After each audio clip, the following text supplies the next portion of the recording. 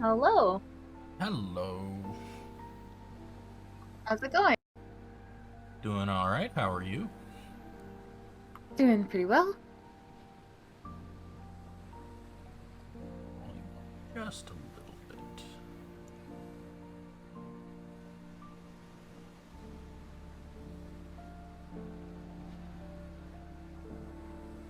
You ready to play some D&D? Yes. Let me go get my sweater. Sure.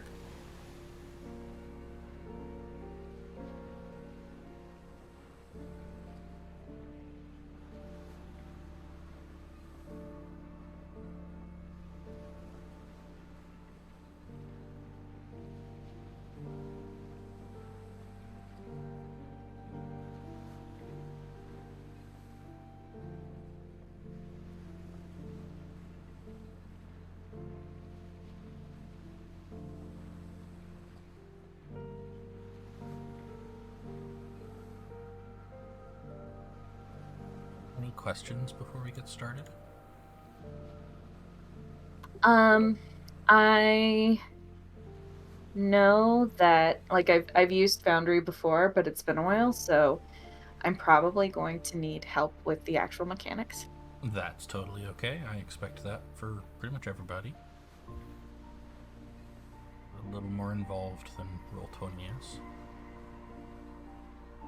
Anything else? I don't think so. I spent like a few minutes going over my all my various stuff. Okay. Remember who his character is. Vale suggests that you should be asking what the airspeed of an unladen swallow is. Oh, is he listening from Twitch? Yeah. Okay.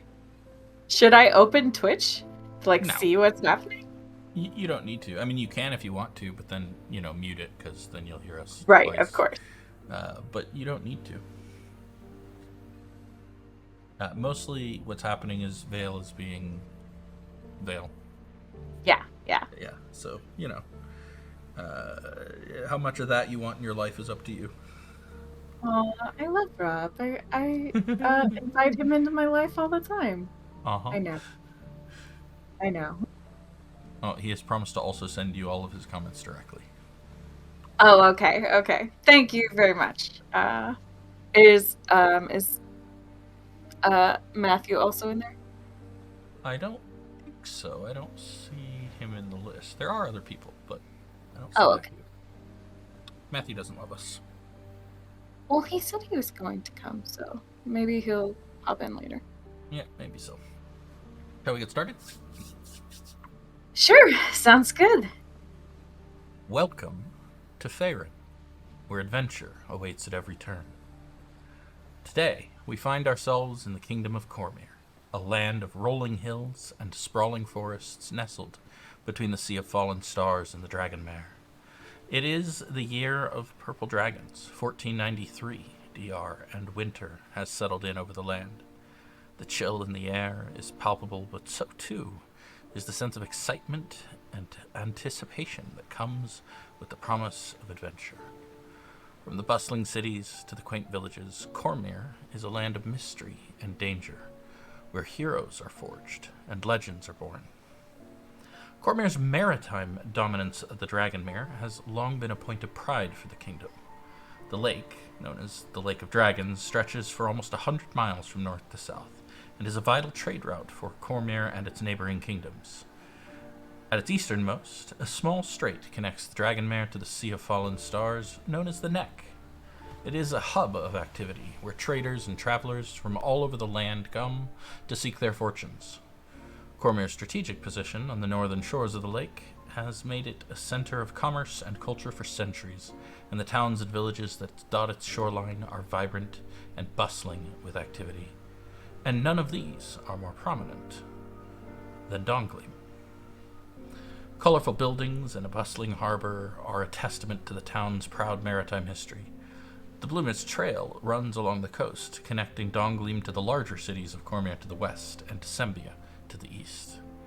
As the winter winds whip in from the north, the fishermen of Dongleam brave the elements to bring in their daily catch, while merchants from far and wide dock their ships in the harbor to trade goods and barter for new wares.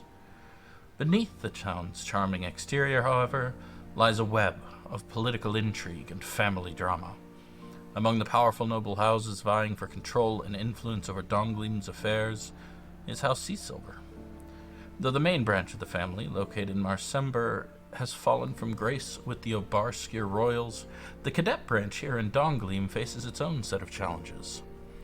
Despite their long-standing prominence in the town, the Seasilvers are now beset by trouble and tension, even as their wealth and trade connections extend far beyond Cormyr's shore. Night has settled over Dongleam, and the town is quiet, except for the sound of the waves lapping against the shore. Nearby, Cassian, sleeps soundly in his bed, his dreams of the sea, of intrigue and trade that he must navigate each day. But his rest is interrupted by the sudden realization that he is no longer alone in his room. Yet before you can call for the guard, a slight hand is on your shoulder, shaking you to full wakefulness. It's your sister, Mara, wearing her traveling dress and looking distressed. "Cassian," she whispers, and you can hear a subtle hint of desperation in her tone. "Cassian, wake up. I need your help." Mira? What time is it? I don't know, like, just a little past midnight. Okay, what do you need? There was a visitor who arrived just an hour ago, which is really late, and I was reading and I heard them arrive, and I went... What sort of visitor?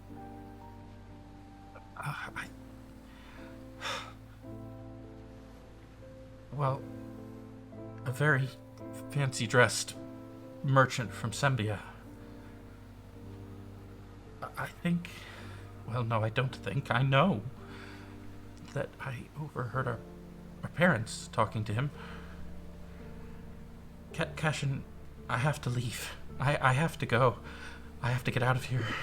All right. Are you... You're packed? I've got a few things. I'm gonna go to Thunderstone. Penelope's there. She's been my best friend for years, but I'm gonna go to Thunderstone, and I hoped you'd go with me. Cassian sits up and he's rubbing his face and eyes. He's still half asleep, but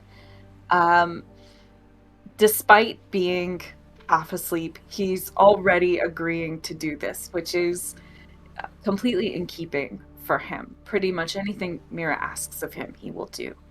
And so he begins to climb out of bed. He's already he's in pajamas, but fully dressed sort of pajamas. And he says, "Anya, your lady servant, are you bringing her with you, I suppose?" No. No? No. I don't think she'd like the journey, and frankly, I don't think we have time, and she wouldn't get it, and she'd try to stop us.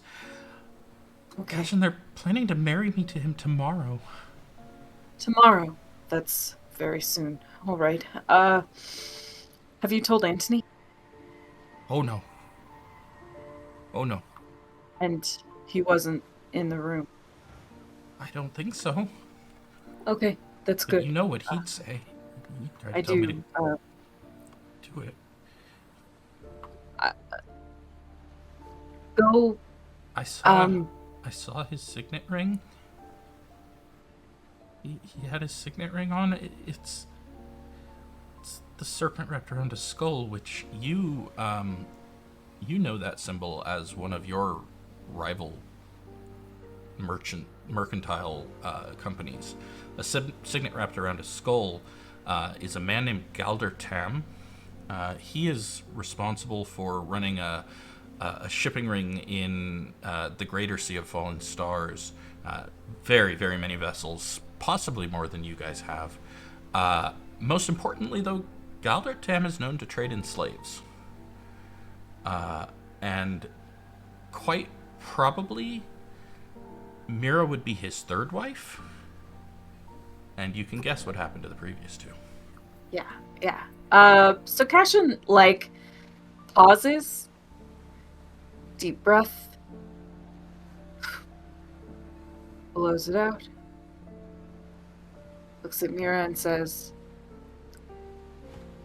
I need to get dressed, and I need to pack a bag. Go to your room. Make sure that you have absolutely everything you can fit in one parcel that you can carry. Okay. I can't believe they're doing this. You know I would do anything. Thank you. And then she turns and slips away. Comes back a moment later and hugs you. And then turns and slips away again. Yeah, he will return her hug, but it's very perfunctory because he's already thinking about all the things that he has to do before they can go. Uh-huh. And as soon as she's out the door, he closes and locks his bedroom door and begins to get dressed. He is putting on not the clothes of Cassian Seasilver, but the clothes of Harold, his nighttime disguise. Alter ego. Yeah. Okay. And after he gets dressed, he winds like a hood and owl around his head, covering his very distinctive hair. very distinctive red hair. Yeah. And then he begins to pack his own small parcel. Cassian is a slender guy, not super strong, so he's not going to carry a heavy bag, but he'll put a few items into a backpack, grab his rapier and dagger just to make sure that he's armed. And then he will go out into the hallway. Okay. Do you want to roll me a disguise kit check for all of that? Sure. So I think, do you have a disguise kit in your bag? I have. You don't. That's fine. Go ahead and make just a charisma check if you would. Okay. Or intelligence, whichever you prefer. I know that I have disguise kit proficiency, but yeah, but I don't see one in your bag. Yeah, I don't think I bought the actual kit. Yeah, that's okay.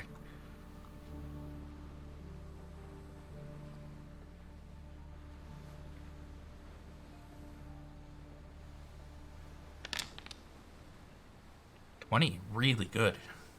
Yeah, you are Harold to all intents and purposes.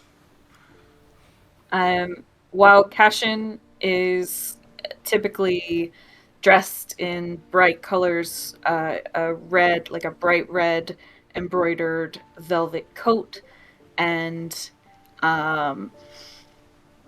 has very distinctive, like flaming orange ginger hair, very pale skin. Harold wears dark clothing, looks very nondescript. He sort of darkens his skin just enough not to stand out, because he is very, very fair, and just keeps his hood over his hair so that no one can see it, because it's impossible to darken too much. Yeah. Makes sense. So where to? He's going to, in the layout of the house, how far is Mira's room from his? Not too far. Your room is really well situated. It looks out over the sea. Your house is on kind of a promontory of rock at the edge of town, looking out over a cliffside towards the ocean. So her room, on the other hand, is down the hall about 3 doors. She is kind of over the main entrance of the household, which is like 90 degrees around the house from you. Okay, and are there any other rooms that I would pass on my way to her room that might be dangerous? Anthony's room is in between. Okay. He has a corner bedroom kind of between you guys, so it's a little larger and it looks both directions. He gets a nice view of both the entrance and of the sea. Of course Also, he does. I mean, of course he does. And also, there's a study in between, which probably not going to have anybody in it this late at night, but could. Okay. So Cassian will look down the hall, make sure that no one is coming, and then just try to sneak past Antony's room and the study toward Go ahead and me. make a stealth check if you would.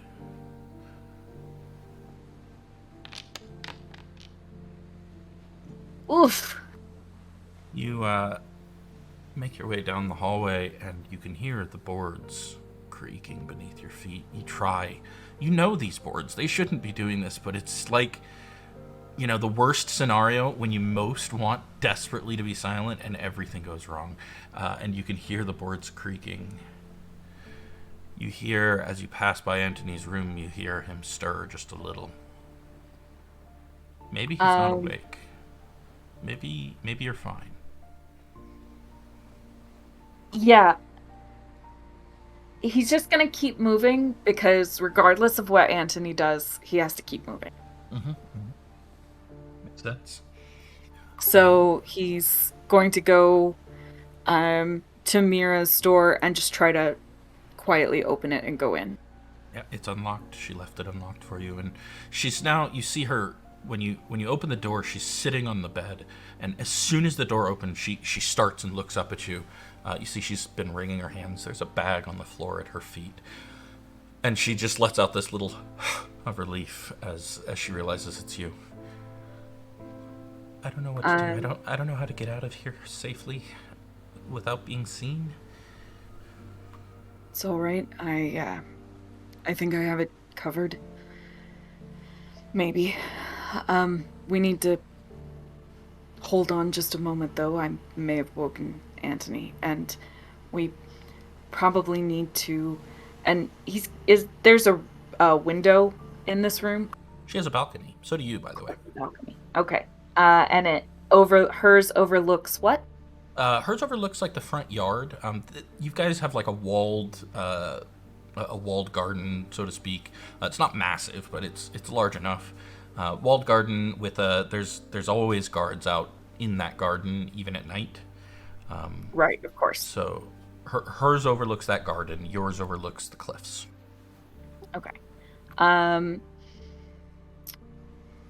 He's going to go look out, hanging back from the edge of the balcony so that he's not like the suspicious figure on the balcony that doesn't look like somebody we know. Right. And kind of take a look over the yard and check out the guard situation. Sure. Make a perception check for me.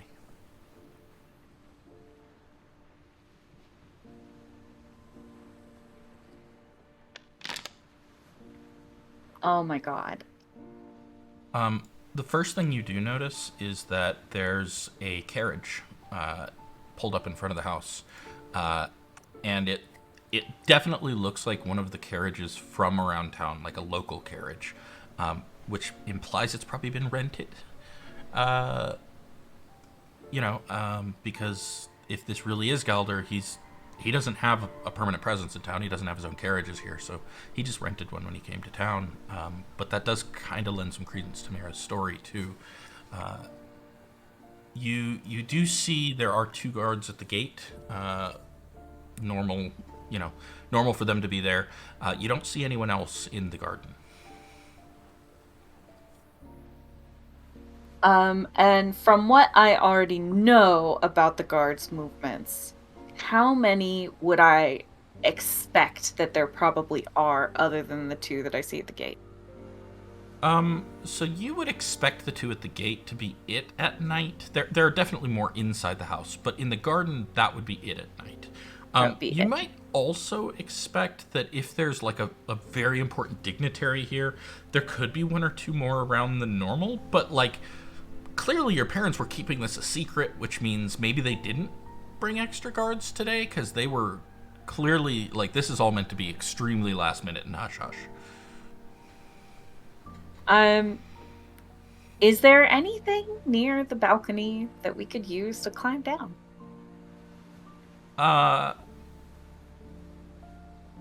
What sort of thing are you looking for? Do you mean like a Any trellis or nearby trees, trellis, anything that you could use to sure? get from the balcony to the ground? Um, Not explicitly, but like you could easily make a rope of Mira sheets or use a rope if you've got one. Mira may have one.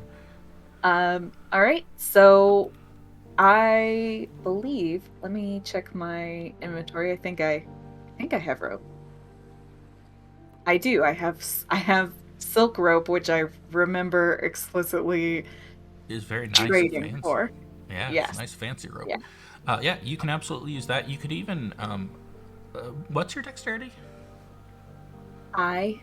Well, not that high. It's a 16. No, that's pretty good. You even, I'll say, you're even proficient enough with that rope that you could tie a knot that, as long as you keep it at least partly under tension, it will hold your weight.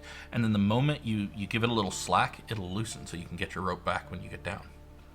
Ooh, fancy. Okay. Yeah. So what I would like to do is I would like to create from this um, rope first a uh, kind of a seat Mhm. for Mira, and I am going to lower her down over the side. Okay, sure. And then afterward, I will go down I'm after. gonna just call that an athletics check for you. You have advantage because Mira will help you do these things. She's not useless. Uh, so yeah, athletics with advantage. All right. You did not roll with advantage. Push the plus on the right side of that 12 if you would. Of There you go. course. Still a 12. That's okay. So yeah, you take a minute. You tie off one end up here because you're going to need it. But then you kind of rig the other half so that you can support her weight on it.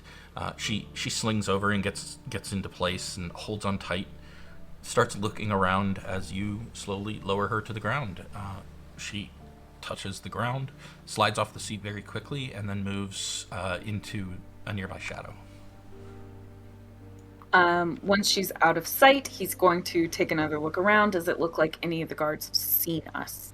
Make another perception check.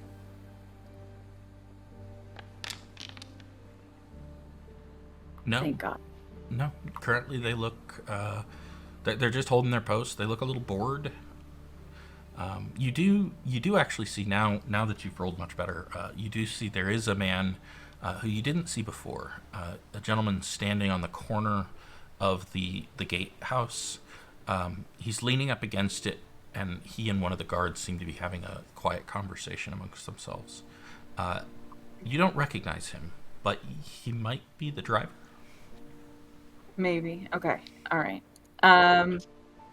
Okay, so he'll go ahead and make that knot on the balcony and kind of belay himself down. And Sure, go ahead and make another athletics check if you would. This time just straight athletics. can I do acrobatics? No. God, this is awful. You start to make your way down the rope, and I mean it holds your weight just fine. You do make it down, but it's that slip knot slips the last like 2 feet, and you land with a. You're on your feet. That was a little more jarring than you expected. Your heart is racing because now you're like, did anybody hear that? Yeah. Did anybody hear that? Not that you see right now. Okay. He's going to step back into the shadow where Mira is. Yeah, she immediately like pulls you further into the shadow, happy to help you get out of sight. Roll his rope back up, stick it back in his bag, and then once his heart has stopped thumping quite so loudly, he's going to start moving as much in the shadow as possible around the yard. Is there any... I'm assuming there is no way to get out other than the gate, which is why you have the gate. But also Cassian gets out of this yard all the time. So there's probably two other ways you can think of to get out. One is that there's a corner where the wall is near the cliff. You can slip around the wall there very carefully. It's a little dangerous. If you slip and fall, it's gonna suck. But totally doable. The other way you know of is that there is a tree on the other side of the yard, just a little further away from where you guys are right now.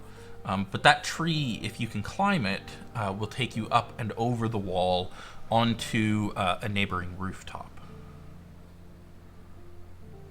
Okay. If we go the cliff route, where does that take us out? It'll take you onto an adjacent alleyway between your home and another building. That alleyway will come out in front of where the carriage is, but not like directly in front. You'll have some room to try and escape through there. It's from there. It's basically a straight shot down to the harbor if you wanted. The other way, the other building, I assume you're going to want to know where that'll go too. The other building will take you closer to the market and the center of town, which would be good if you wanted to go north towards the Blue Mist Trail. Okay. And she wants to go to Thunderstone. Which is very far north, but you don't necessarily... So the problem with getting to Thunderstone... is that to get there, you're going to have to go northwest almost to Wayloon, up to Thunder Way, and then follow Thunder Way north. And to get Can I get there by boat? You can get partway there by boat. Yeah, you can make it to Smuggler's Stone. It's by boat, Smuggler's Stone is about a day to the west. Over land, it's 3 days. So you would go a lot faster by boat if you went that way. You maybe could go to Bloodstitch as well. But Smuggler's Stone is probably safer, because if you go through Smuggler's Stone, it's a straight shot north up to Thunder Way and then along Thunder Way to Thunderstone. So regardless of whether you go Blue Mist Trail or by sea, Smuggler's Stone's probably your best bet. The reason I'm mentioning this is because Wayloon, you will know, is formerly a very important trade city in Cormyr. It's right at the way of the Manticore and Thunder Way where they merge. The problem is that Wayloon is a prison city. It was found to be a cult of Shar, basically had taken over the entire town, and it was closed off by the royals, and they want nothing to do with that place now, so nobody is allowed in or out of Wayloon. So going through Bloodstitch would force you to go past Wayloon, whereas going through Smuggler's Stone would not. You're going to go near it either way, but one of those takes you to a more dangerous place. Okay. And last question, maybe, for now. Mm-hmm. Do I know if the Dawn Dragon is home? Good question. It is in port today. All right. So Cassian is going to head for the part of the wall near the cliff. And that you can get around, yeah. Yeah. And Mira will follow with you. I'm going to need a stealth roll from both of you here. And I will roll for Mira for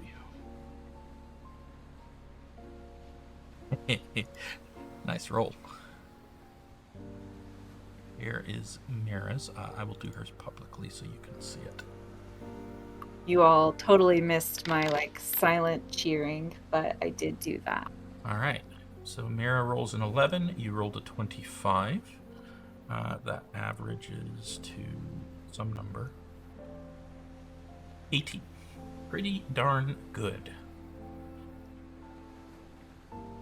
And you guys slip your way along through the garden, making your way past a couple of tall bushes, keeping to the shadows, avoiding the conversation. And you make your way to the wall. And you can see where that opening is that I mentioned. The idea clearly was, the ability to see the ocean from the garden, right? It's the wall is a little lower here. You can just slip up right onto the wall and around. Not really meant for defense, because, sure, you might want to defend the home, but this is really a royal mansion, or a noble mansion, right? It's more for show than anything. So.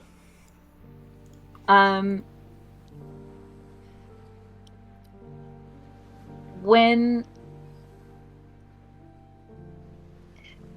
If I wanted to ensure that Mira does not fall, is there any way that I can use my rope or my hands or literally anything that I have, the shirt off my back, whatever?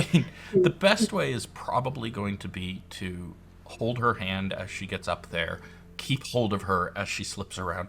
Like I mentioned, Mira's not helpless. She's got, she's got a little bit of climbing trees in her. Okay, but baby sister. I know, but realistically, you know that she can do some things.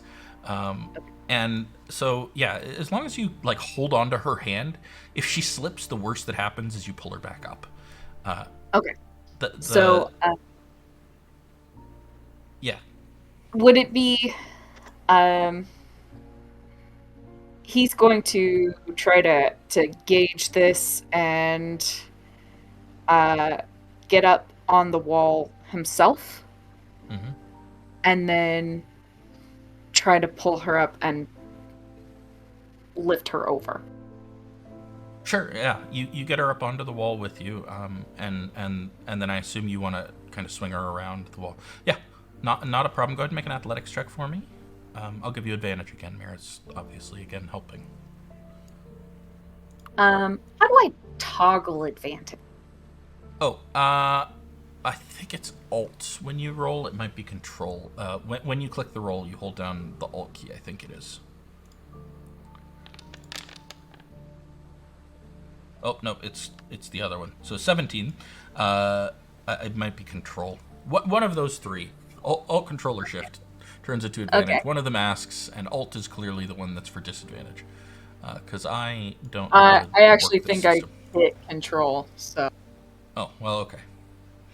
You help Mira up. You slide her along around the edge of the wall, place her back down in the alleyway, and then she reaches around and offers her hand to you, clearly wanting to help you do the same thing.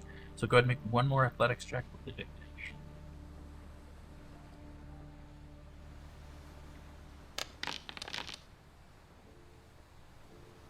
And it's Shift. It is Shift. Good. And the two of you make your way around. You're now in the alleyway and out of House Seasilver. There's a brief moment when your feet hit the ground where you realize you've helped Mira get out of these marriage proposals before. This is different. This is really different because this is clearly your parents not just trying to set Mira up for a husband, but trying to do it in secret, trying to do it where you can't meddle. And there's just that brief realization that if you continue with this, you're burning a bridge.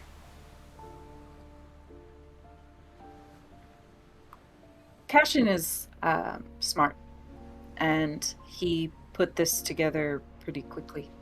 Yeah. But it's not in much the same way as if your accountant was a pirate. He is making all the he's doing all the math in his head and then making these choices anyway. So he hits the ground. He has this, oh gods, what am I doing? She's here with me, and if I take her away, we can never come back. Never. And then he sets off towards the harbor. Okay, and you guys do. You sneak out of the alley, make your way down the street. The guards and the driver don't even look up at you. You're just another couple out for the night, or pair of people out for the night, whatever. They don't even pay you any mind. You make your way quickly down the street, down to the harbor. I'm gonna look around. I don't think that this is where she would normally hang out, but just to keep my eyes peeled as we move through the streets, do I see any sign of Mouse? Make a perception check. You do not. Okay. So he's going to head down toward the docks, and as it is after midnight, I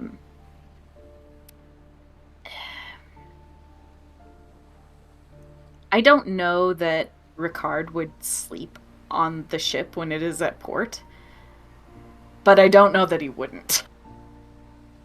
Like, he's the captain. Make an insight check. You've known him for a while.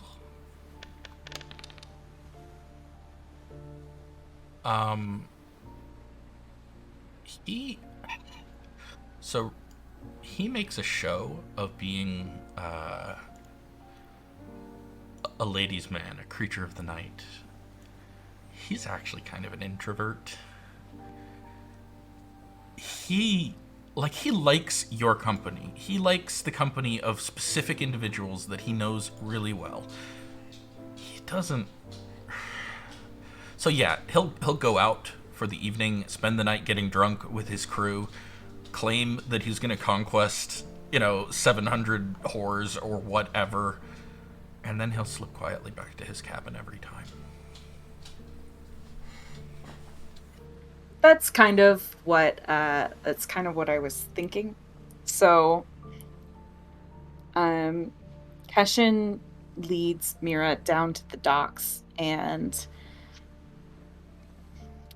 just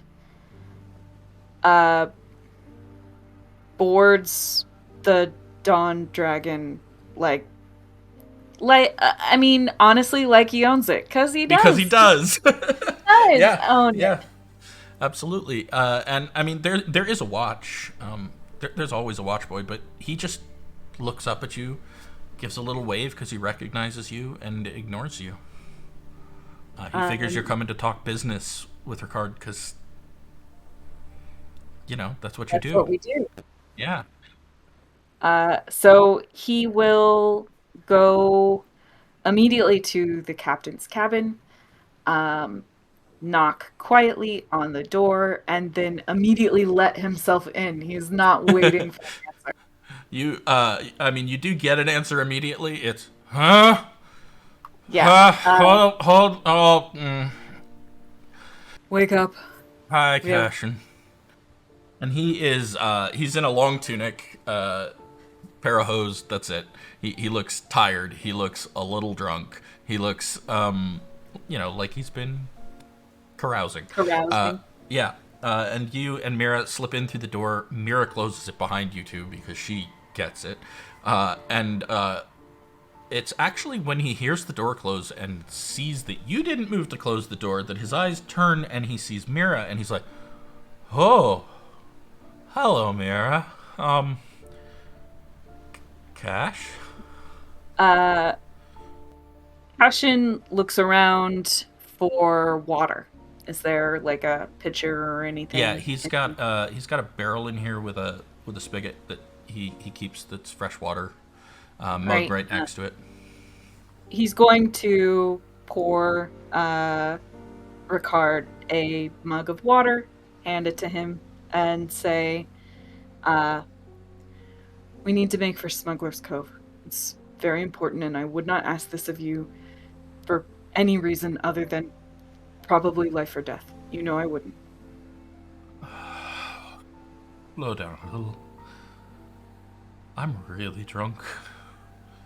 Of course you are. And he does slowly drink the water. Hold on.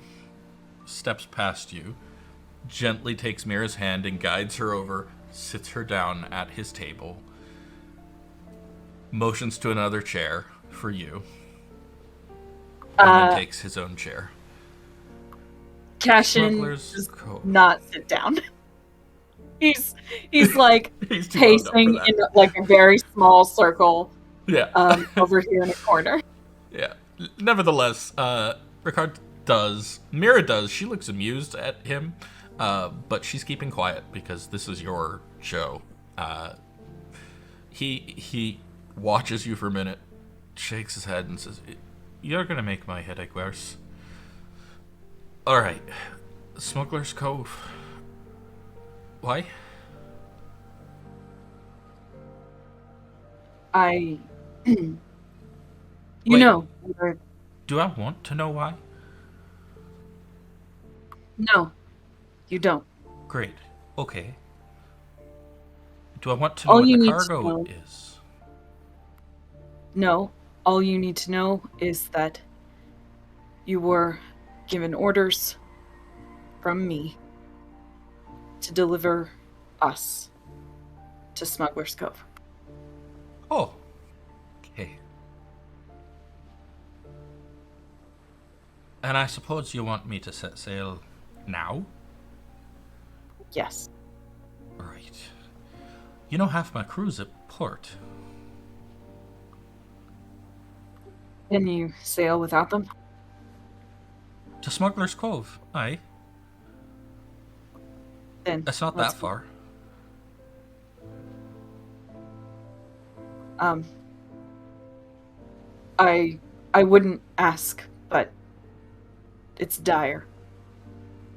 All right. Make a persuasion check if you would.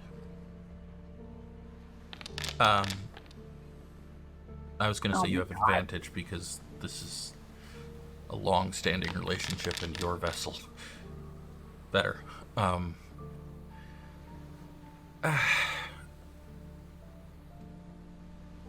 don't like not knowing why, but why don't you two stay here in my cabin, and I'll go and rouse the officer of the watch. We can be out here in an hour.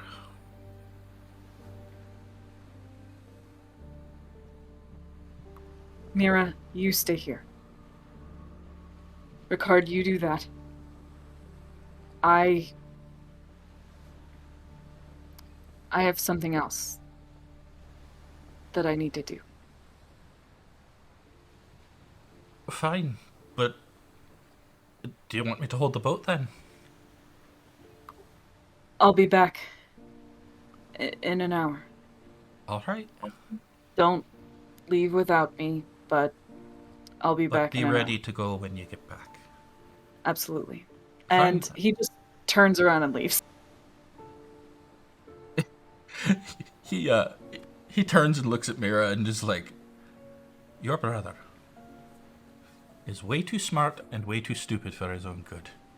You're welcome to my bed. And then he turns and heads out and starts to go wake the officer of the watch and get his crew roused and start getting the ship ready to take you to Smuggler's Cove. While they are getting ready, Cassian is going to go look for Mouse. Sure. Mouse normally hangs out a lot further in town. She hangs out at that same very tavern that you met her at most of the time. It's not far, you know. Donglin's not that big, maybe 10 minutes. He's going to walk quickly, keep his head down, stick to the shadows, and he's headed there to see if he can get any information about Mhm. what the fuck his parents are doing. Yeah, absolutely. So yeah, you make your way to the tavern, and she's not there right now, but well, not like visibly there right now, but you can usually get a hold of her through the tavern keeper, who is there. I mean, they're not closed for the night, and even if they were, there's always somebody at the counter to let people in and get them a room. So you walk up, and the tavern keeper looks up at you. Ah, good afternoon, evening, night. What time is it? I don't even know anymore. It's late. I'm looking for Mouse. Oh, for Mouse. Ha. I'd hoped you wanted a room. Not this time. He just kind of taps the table a little bit. Cassian would know what the going rate is. Not a lot. A few coppers is all you really need for this. Yeah. So he puts 3 copper pieces down. I know that they have a different name, but I've forgotten what it is. Copper thumbs. Thumbs, yes. Yep. He puts 3 thumbs down on the counter. Uh-huh. And they disappear almost immediately, and he just kind of slides his finger on his nose and then slides a key across and says, "Your room. I'm sure you'll find a mouse there if you look hard enough." Much obliged. And he will take the key and head upstairs. And it's the smallest room in the house. It's not a great room, but it is an empty room, and that's good enough. A couple of minutes later, there's a little ticket attack at the window. He opens the window. And Mouse climbs in from the rooftop. Hi. Hi. Oh, why do you look so sad? I have a question. Sure. Tell me what you know about the Seasilvers. And to note, Mouse doesn't know who I am. Right. But she's still going to tilt her head a little and say, they're one of the more prominent noble families in the city. They've got a lot of boats. They've got a lot of money, and they've got a lot of problems with the royals.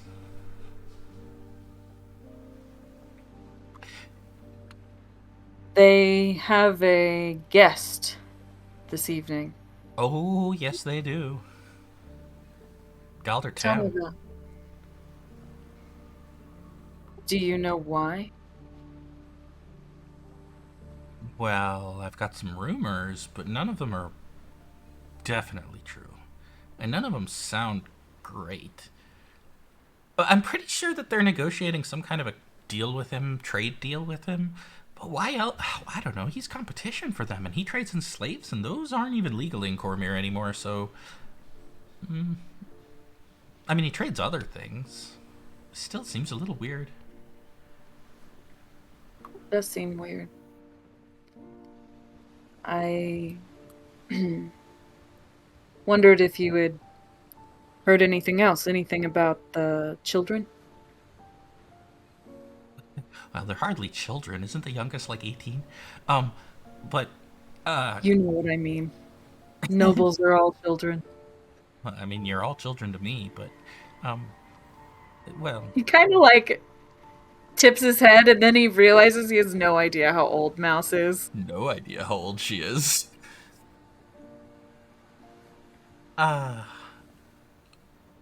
What I know is that he came in on a boat that arrived around 7 p.m.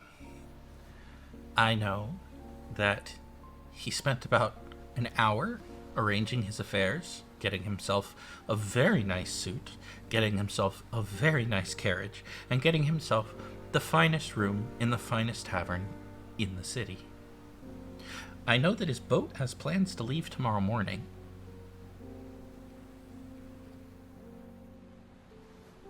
Around 11.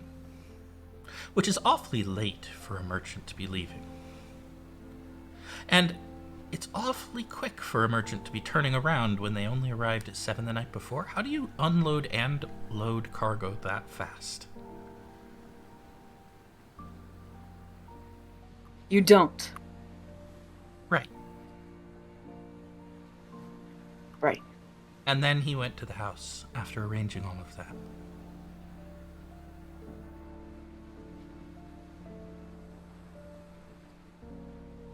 All right.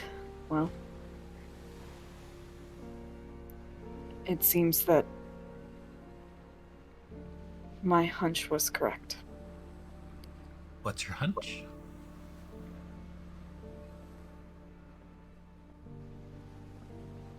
Wedding bells in the air.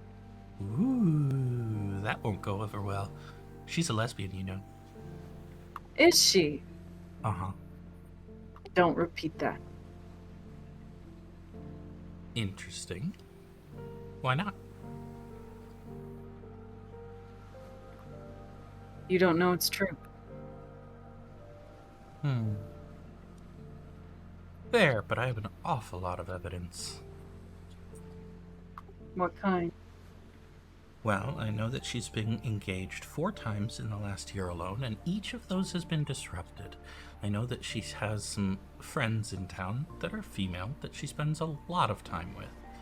And I know that she is always happier with them than she is with any of her suitors. Possibly it's because her suitors are just poorly chosen. Possibly. And if Galdertam's anything to judge by, probably. But at least one of them was a far better match.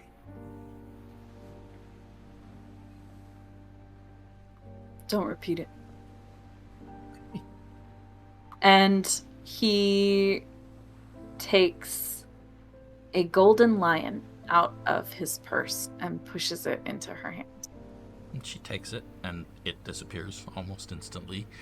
Wherever she puts her money, you never know.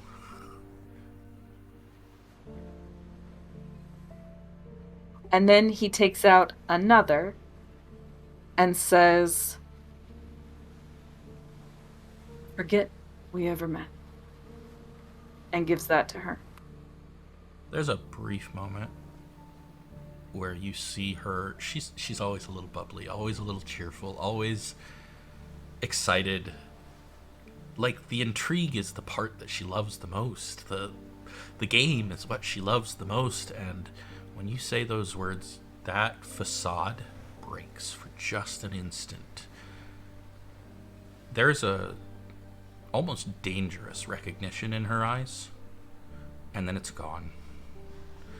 Replaced by a sadness, but it's the same bubbly girl again, being sad. She takes the coin, and then she hugs you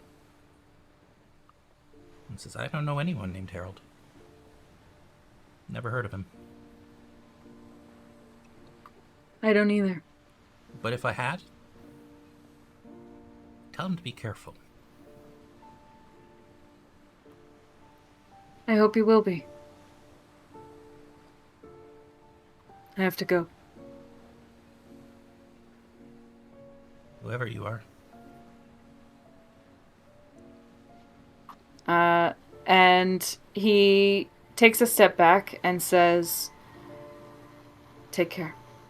And then heads out.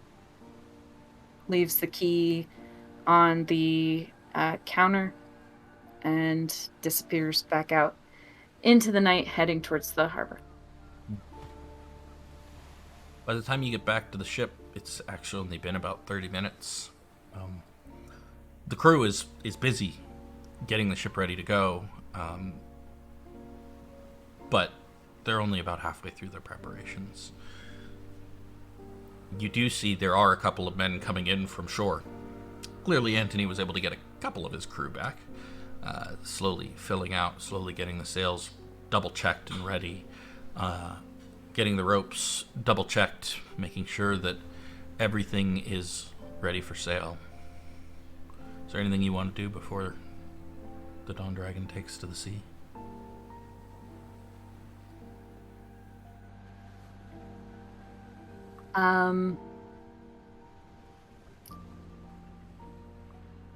Are there any...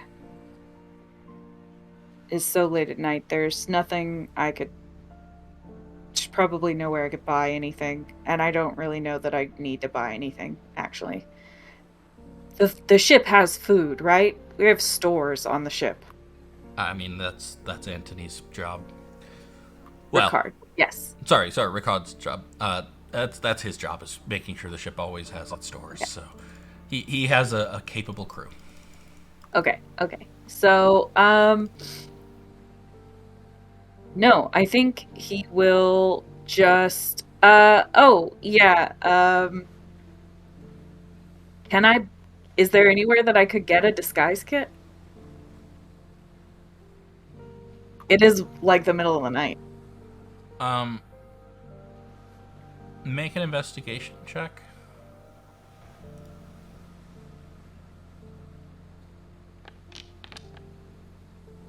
Yeah, you know a guy. You know a guy who's near the harbor who Mouse actually introduced you to him a couple years ago. This guy has everything that you shouldn't be able to have. Do I know how much that would cost? A price, right. Okay. So he does have a pretty high markup. Let me go check here.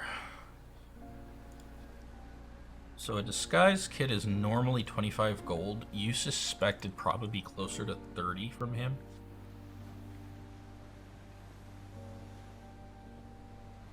I can't do 30.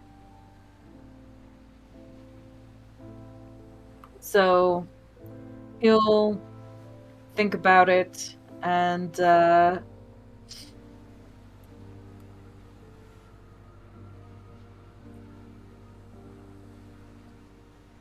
he's just going to go make sure that Mira is not freaking out, honestly. Yeah. So you make your way to the captain's quarters, and as you step in, Mira starts again. She is laying down on the bed, on top of the sheets, not under them. And she starts as you open the door and looks up, and then just lets out another soft sigh of, "Oh, it's you." I was trying to get more sleep. Soon. Yeah. I can't sleep. It'll probably be like that for a few days. Okay.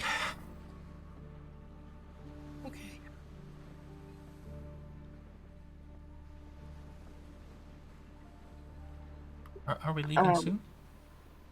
Yes. They're just finishing up above deck.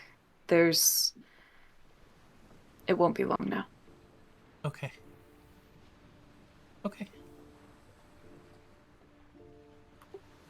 I'm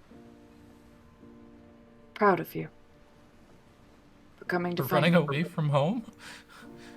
Yes. It takes a lot of bravery to do what is good for you and not what is expected. And I'm proud of you for doing it. She just kind of looks a little self-conscious. I'm sorry. I couldn't watch you marry him, so don't.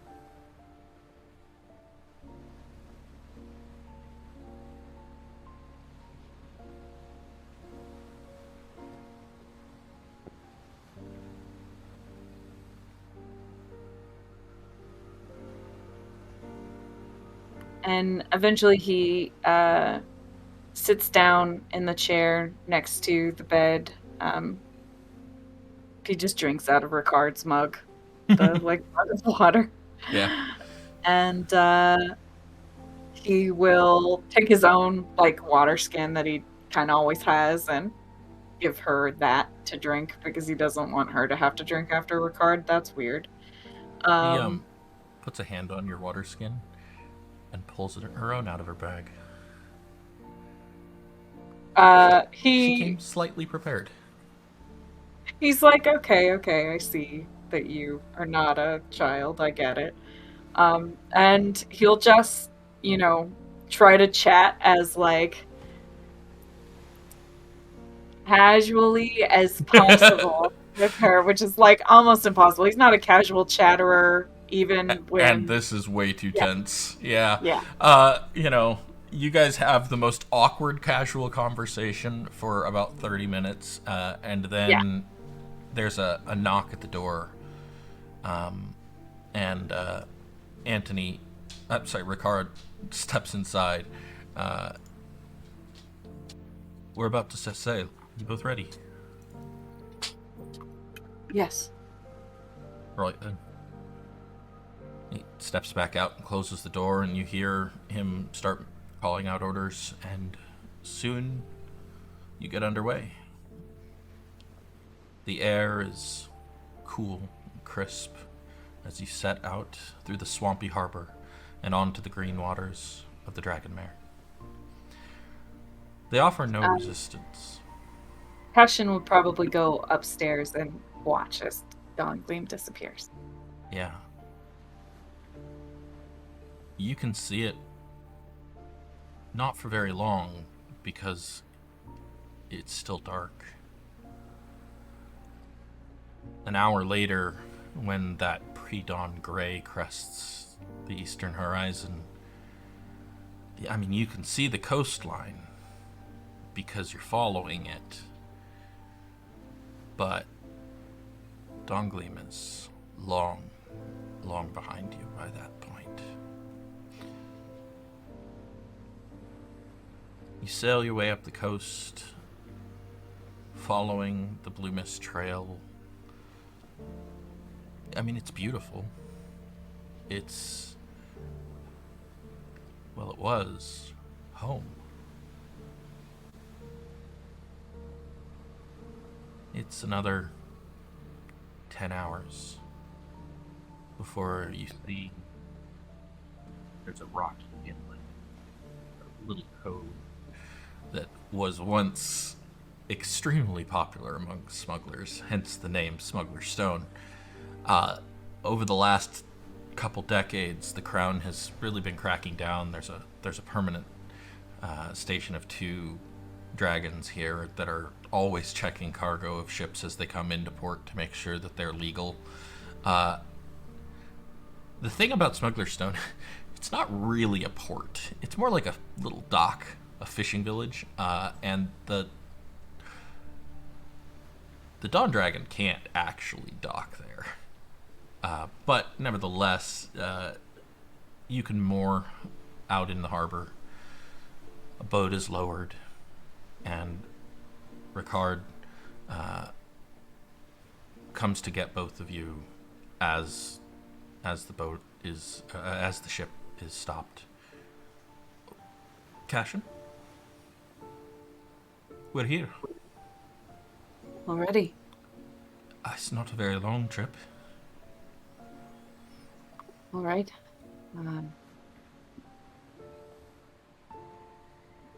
What? I have never been here, have I? Probably not, no. So, I'll ask, what should we expect out there? A Smuggler's Stone. It's a bit of a rowdy place, but, it's got a fine tavern for what it is. It is what it is. You're going to want to stay at the Mermaid's Lament. It's got decent rooms. It's got decent drink. It's got decent people. They'll charge you a bit more than you want to pay. and that'll be all right. And then I guess I can't give you more answers because you haven't told me where you're going. And I don't think I want you to, because I have a feeling I'm about to be in a lot of trouble for you.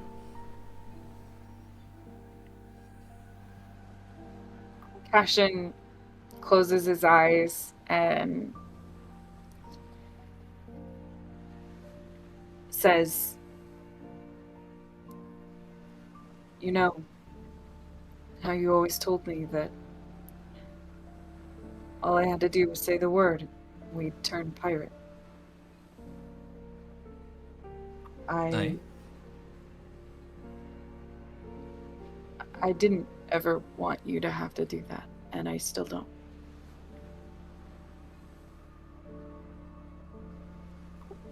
But The question... I had... Oh no, go ahead then. I just had to get my sister out.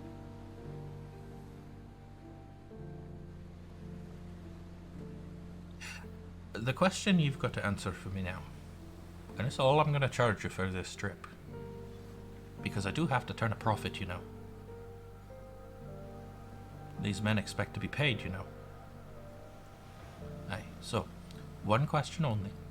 Answer it, and we're settled. If I go back to Dongling, are your parents going to want to chew me a new arsehole?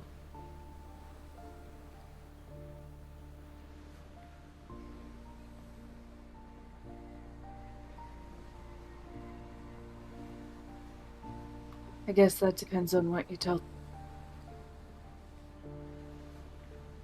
Well, there's not a lot of things I can tell them, because what they're going to know is we weren't scheduled to leave for another 48 hours, and we left very suddenly in the middle of the night, where you and your sister disappeared in the middle of the night.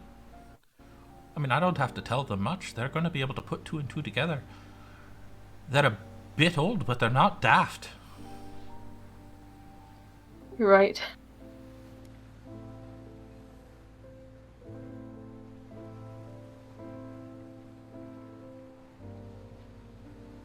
You're right. So, new asshole. Yeah. Aye. Then,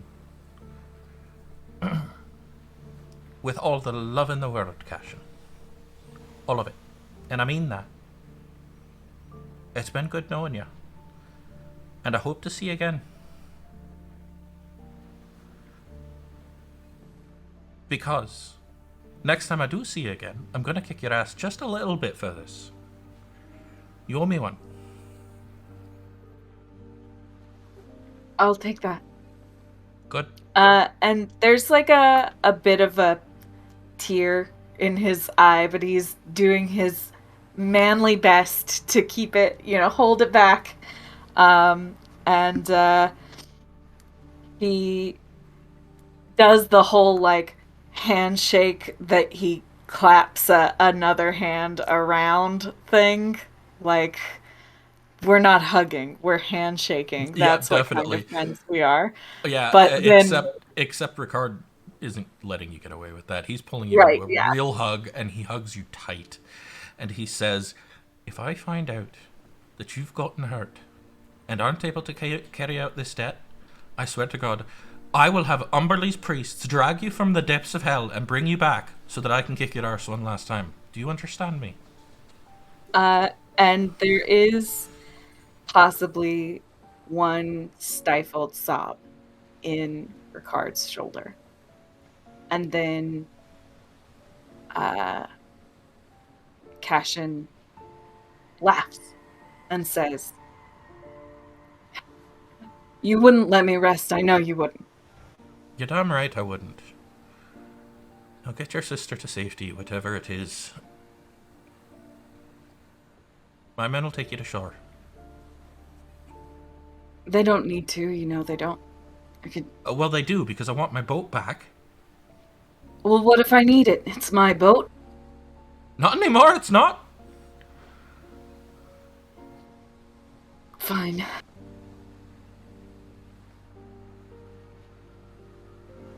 He steps back and he looks at Mira and says, "You have all your things."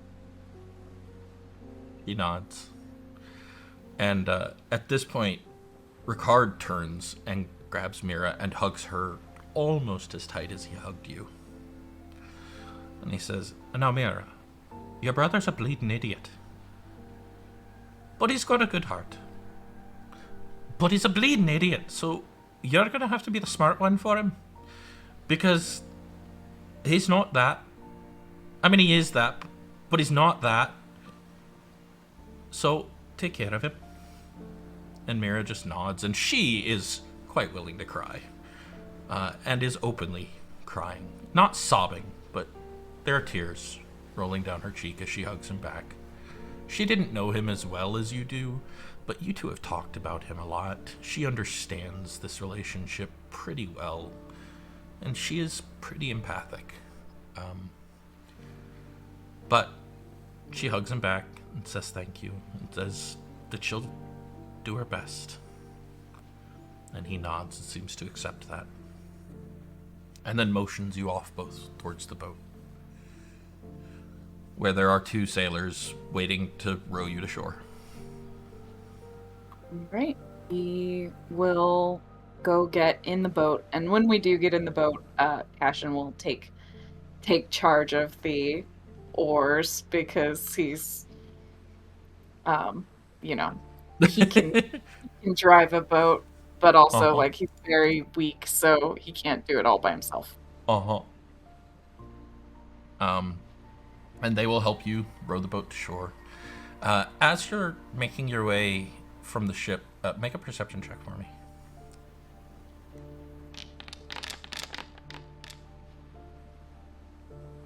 Yeah, as you start to row away, you can hear Ricard's voice loudly.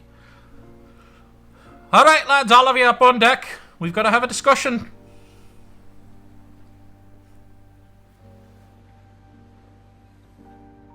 And that's the last you hear of him. You make your way to shore, to the small town of Smuggler's Stone. The dock is in decent shape, but it's a fishing dock, not the deep harbor that you're used to. The town is small. It's a little dirty.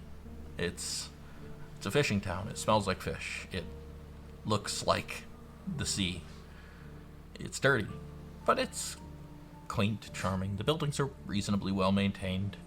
As you come ashore, there is a purple dragon there who greets you.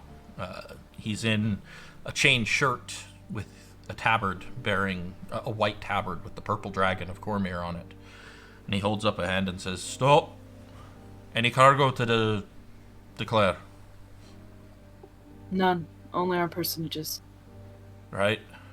And are you planning to buy anything here and get back to sea, or are you on your way? We're just traveling, passing through. Fair enough, then. Have a great day.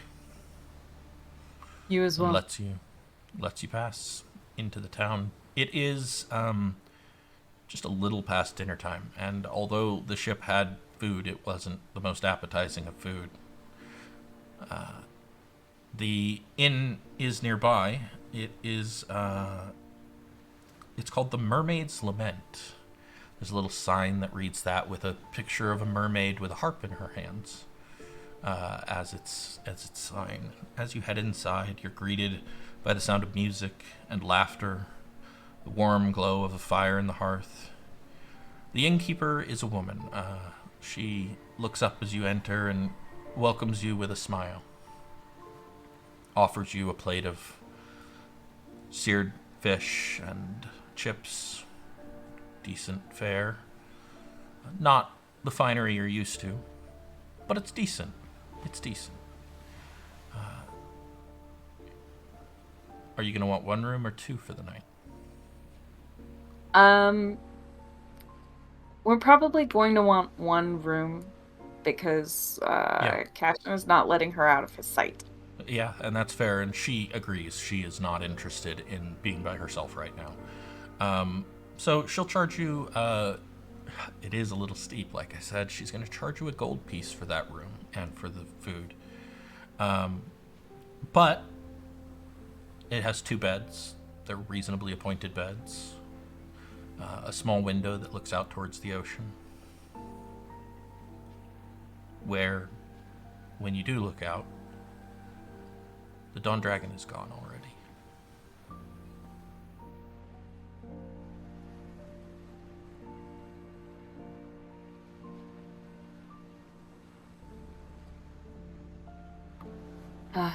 I guess we can hope that Mother and Father will be kind.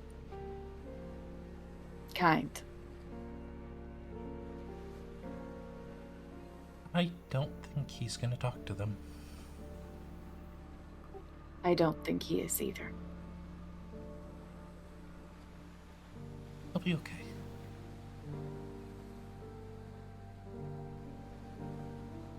As you settle in for the night, you can't help but feel a little bit of unease, as if there is danger lurking just around the corner.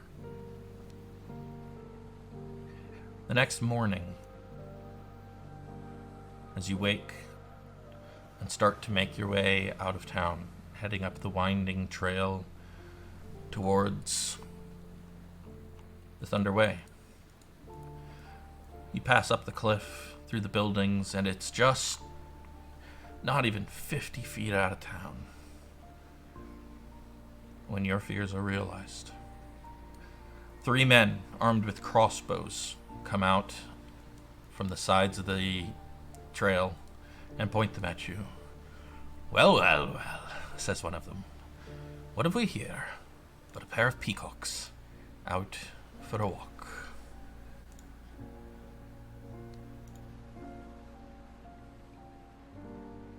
We don't want any trouble, and you don't either. I'm pretty sure I've already found all of my trouble. What I really want is your gold. All of it. And maybe a turn at the little young lady here.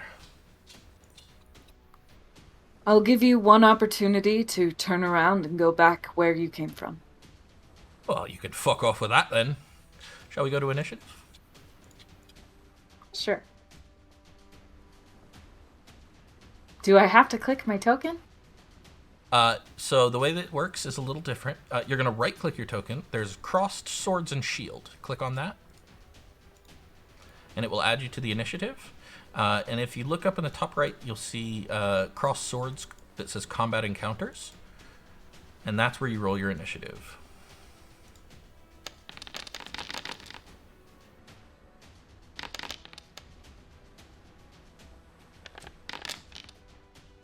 There you go. Pretty good roll. Mira gets to go first. She immediately takes a step back, just buying herself some space, and draws out a flute, which she just begins like fiddling her fingers on, like she's ready to play it. That's all she does for now, but it distracts this guy right here. She has used the help action on him. You have advantage if you want to attack him. Right. He's the one that was talking anyways, so. Awesome. You're okay. Up. So I'm going to, I guess, step forward.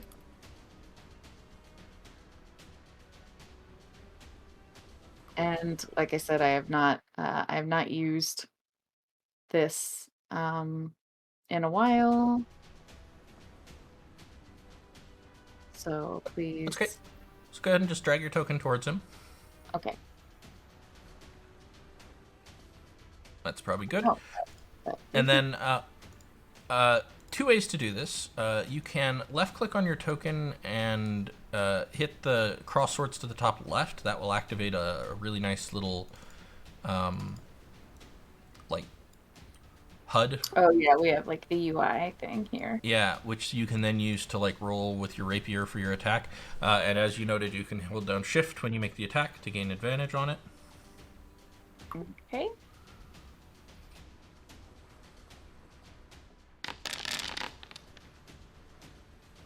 A 12 just hits.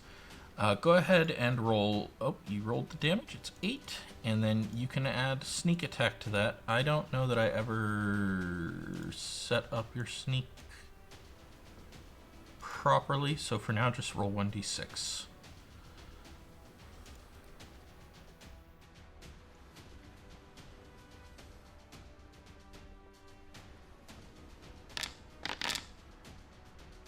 Another 2, so 10 damage. As you step forward and take advantage of his brief distraction immediately, slapping. He's got that crossbow in his hand, and you just slap that out of the way, cut the string in a single stroke, and then bring the tip of your blade back across and cut a furrow right underneath his chin. He's not dead, but he is clearly hurting from that. Does that end your turn? I don't remember because we set up the like offhand. Can I attack with both weapons already? You absolutely can. It'll use your bonus action, and you don't add your ability mod to damage. And then it's even if you do attack, I believe, yeah, it's your reaction to gain the AC bonus. So yeah, go right ahead if you want to make that offhand attack. Okay. It should be under your bonus actions already. And this one is not with advantage. No, you already used the advantage. Okay. A 12 still hits, another 6 damage. So yeah, you bring your blade across and get that cut right under him. Do you want to kill him, or do you want to just knock him out? He's just gonna knock him out. Yeah.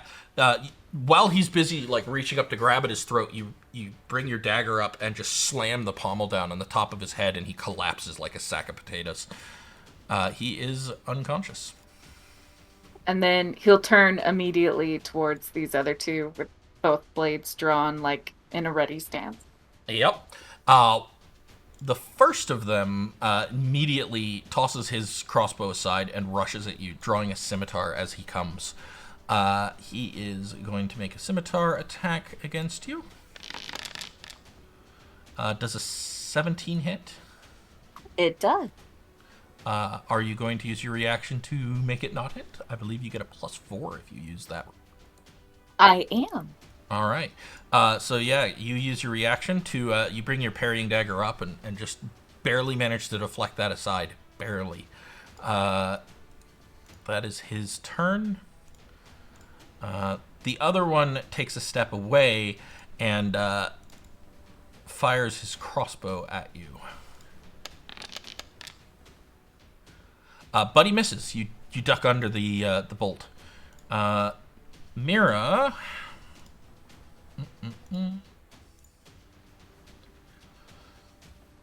Mira blows just a brief little trill on her flute, and you hear what sounds like a bee buzzing in the ear of the bandit right in front of you. He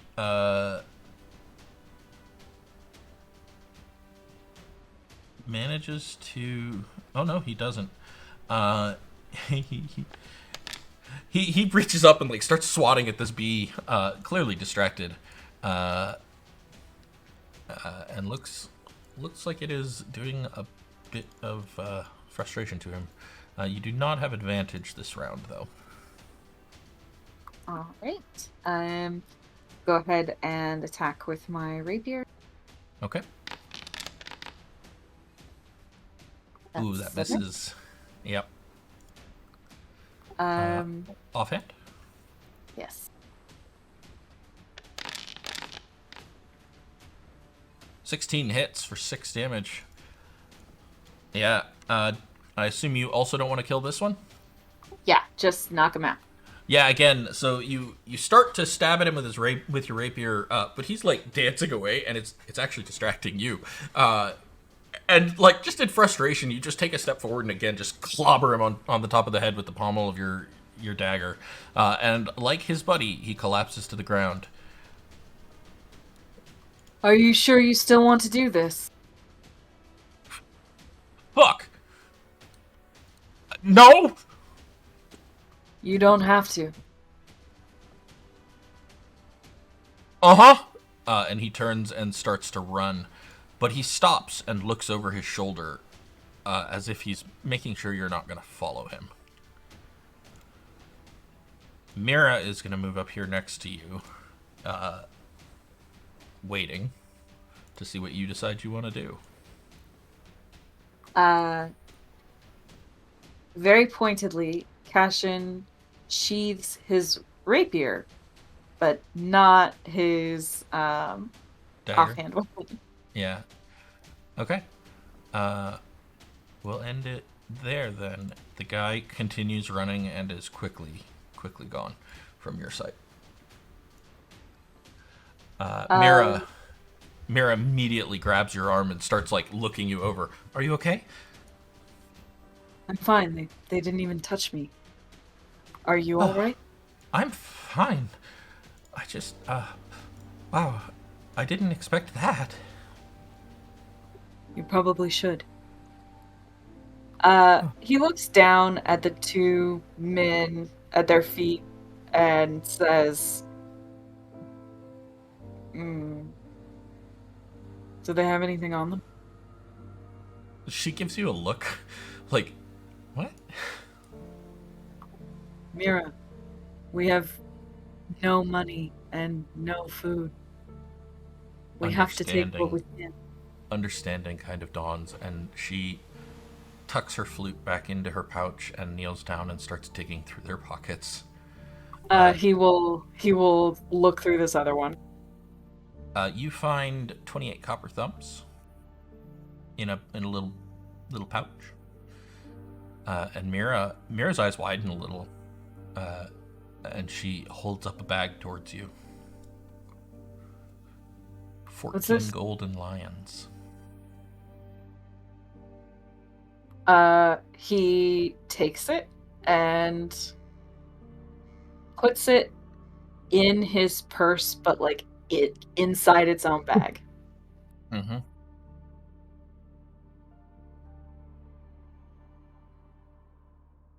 Quite the haul. Isn't it weird that the one that did all the talking is the one with all the money? Do you think that's strange? Well, why didn't he share it with his friends? Has Anthony ever gotten you a gift? I mean, little ones.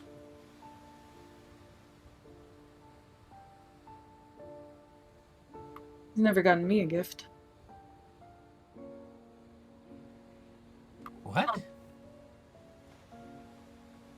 Why not? He like shakes his head and he says, let's just before the third one comes back. Okay. And you guys set off on your way.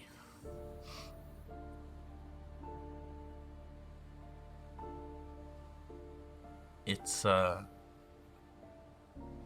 a day north from Smuggler's Stone to Dreamer's Rock. Dreamer's Rock is also just kind of a small town. Doesn't have much to it. It's just a little hamlet, little inn. Just a place to spend the night and be on your way. And that's exactly what happens. You spend the night and then you're on your way. You continue on towards Wayloon. There's outside of the city, there's kind of a small little village that's grown up outside of the walls, outside of the... It's on the eastern side of the Wyvern Flow, whereas Wayloon is on the west. And you guys, again, stay the night there, but this place is unsafe. This place is dirty. This place is... The law and order that's here exists solely to keep the people of Weilun inside. It has nothing to do with defending these people outside the wall. And this place outside of the wall exists solely because it's a day from anywhere, and it's at the confluence of the Way of the Manticore and Thunder Way. It's just, there has to be things here. But nothing is good here. But you stay the night, you find a place to bed down. You realize, as you start thinking about what's north of here, though, that there aren't actually a lot of towns between here and Thunderstone. And you might need a tent or something, because you're going to be under the stars, and it's winter, and Cormyr rains a lot in the winter. Is there anywhere to buy a tent? Absolutely there is. It's going to cost you. Thank goodness we killed that guy. Or didn't kill that guy. Uh-huh. Alright. I will go in search of a tent. Yeah, it's not hard to find one. There's definitely a guy willing to sell you just about anything for a price. As you step up towards the stall, you can see he's got a tent. It's a nice, reasonable looking tent. He's a older gentleman, missing a tooth or two, graying hair, and he looks up as you approach and says, "Ah, how can I help you?" Well, what else does he have for sale? Oh, he's got block and tackle, he's got rope, he's got pitons, he's got, all sorts of things that you might be interested in. Pretty much everything that's in the player's handbook,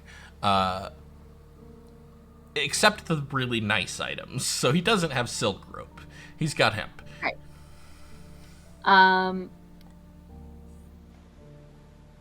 Cassian is going to, with his expertise as a merchant, he's going to identify the most expensive thing on this table.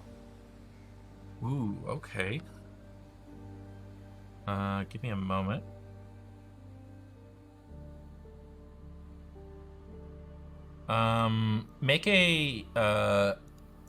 Just make an intelligence check for me.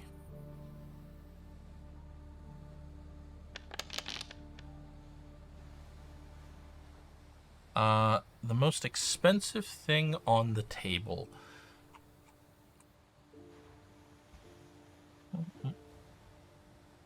Here it is.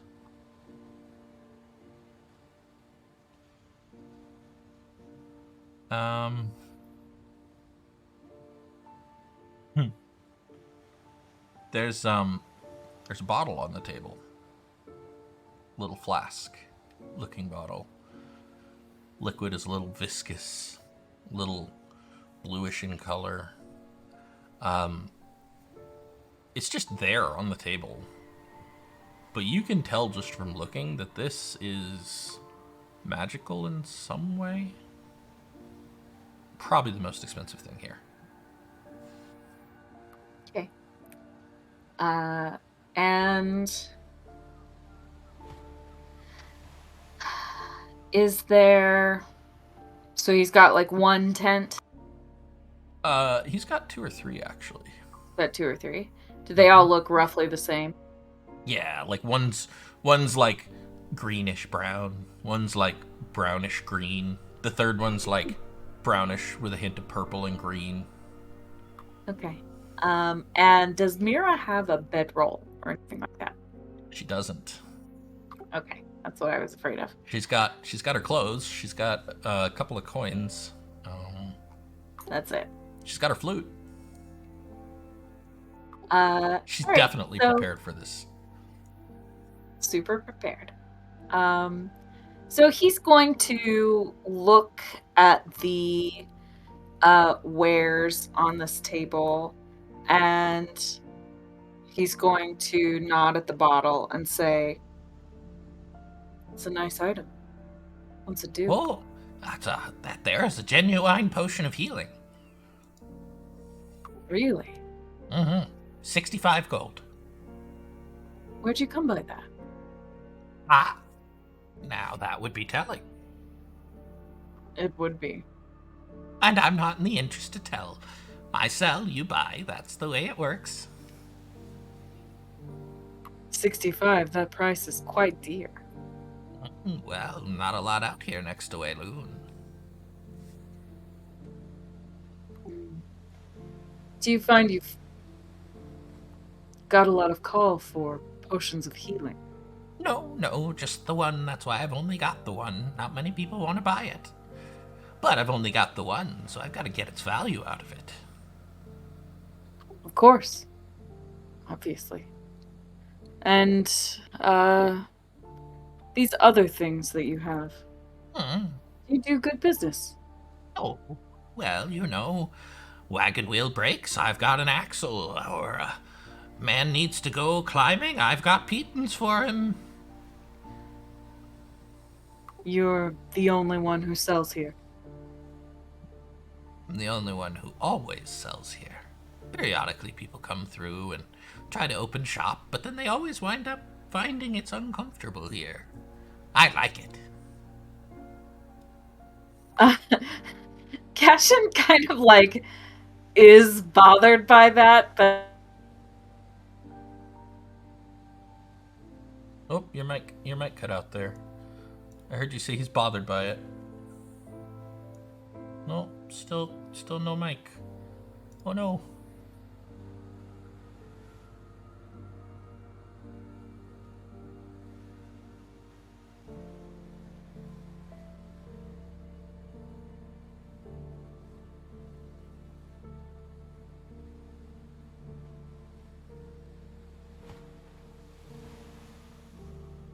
Well, you're lighting up, but I still don't hear you.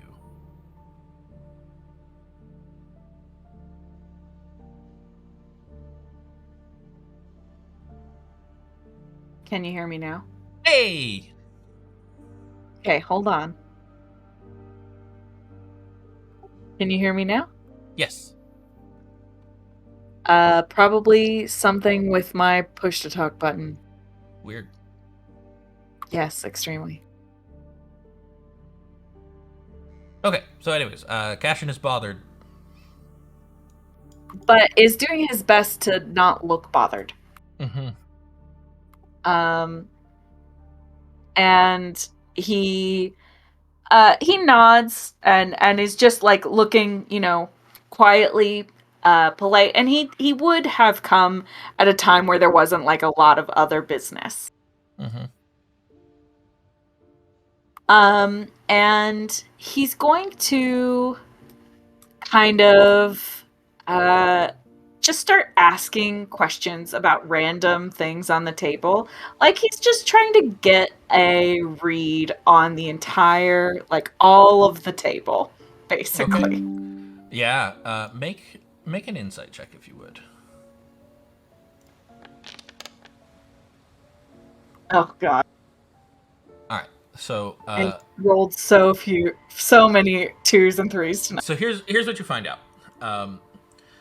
This guy is cagey and clever and doing a damn good job of not showing too much interest in you buying while also clearly interested in you buying. He wants you to buy, but if you don't buy, it's fine by him. He's not going to be harmed. But he's watching you real close. And each time you pick up an item and look at it, he'll tell you a little about it. Tell you a little bit about maybe who might buy it, what you might use it for. Eventually, Cassian will pick up or point to one of the tents and say, "How much do you ask for those?" Ooh, tents. Now, those are very nice tents. Some of the best in Cormyr, if I'm very honest with you. But they're not too pricey. Maybe 3 gold? 3 gold for a tent? Well, they are very nice tents. And it's winter. There's going to be rain soon, so if you're going to be camping, you're going to want a tent. He looks at Mira and is like, 3 gold for a tent. Like doesn't say that, but just his eyebrows say that. And then looks back, and I'm assuming there's a bedroll somewhere or blankets or something. Absolutely. Yeah. There's bedrolls and blankets, both. He even has a nice little stuffed pillow that looks like a cloud. And he'll point to the bedroll and say, and is this a king's ransom? I mean, a king's ransom is several thousand million trilicrowns. I'll give it for significantly less than that. Maybe a gold? Gold for bedroll and 3 for tent. Correct. I'll give you 2 gold total. And I'll put in a good word for you with my merchant network. Make sure you get better supplies up here. Looks like some of these things are showing some signs of wear. Make a persuasion check.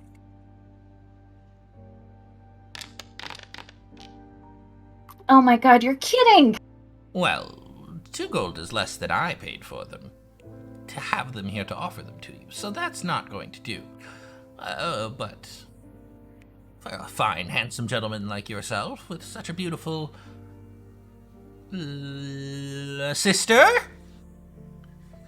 I'm sure you can find 3 gold crowns. It's not that much.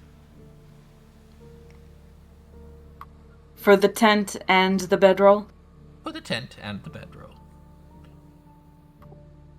3 it is. 3 golden lions. Which one would you like? The purple one? You look like you'd like the purple one. He allows Mira to pick it out. Mira just shrugs and says, "Sure, that's fine." And he bundles them up together and offers them to you. Takes your gold. Yes. He hands over the gold, and he pays the man out of the gold that he took. Mm-hmm. Not out of his own. Uh-huh. And he smiles and immediately just pockets the gold and then says, "Anything else I can help you with? You could use a second bedroll, or are you two going to be sharing? Although I wouldn't share with my sister." I brought my own. Oh, well, forgive me. Blankets, pillows. I have a nice cloud pillow. Thank you. I think we're all right. All right. Rations? Do you have rations for the road? He looks at Mira, and then he's like,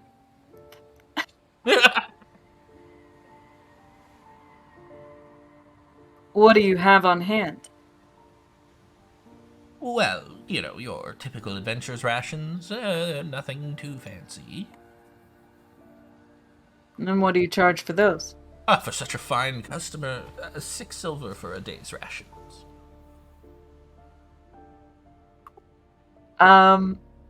What is that? Like, how much are rations normally? 5 silver. Okay. So he's marking it up, but not significantly. Not significantly. All right. So, how many days is it from here to where we're going? Ooh, good question. Let's go see. Because we can't carry a bunch of rations. I am at 49 out of 50 pounds. You don't know, Mira could be like super, super strong. She's a bard.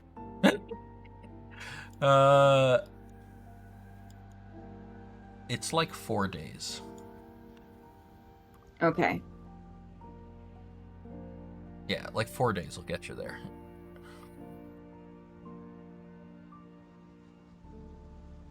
All right. He It's 4 days for each of us. And rations are what, like a half pound each or something? 2 pounds each. How much? 2 pounds. There is, however, a rule. If you want to eat lightly, you can get away with only eating half of a ration a day, 1 pound of food a day, to avoid exhaustion. It's not comfortable, but that's rationing, as it were. It's the minimum required. Yeah. Then I think we will buy the minimum. Yeah. So you'll need. So for 4 days, you'll need a total of 4 rations to share between the two of you. Yeah. And so that's going to be 4 times 6. That's 24. 24. So he'll hand that over. He doesn't even bargain about that. He's just like, here, fine.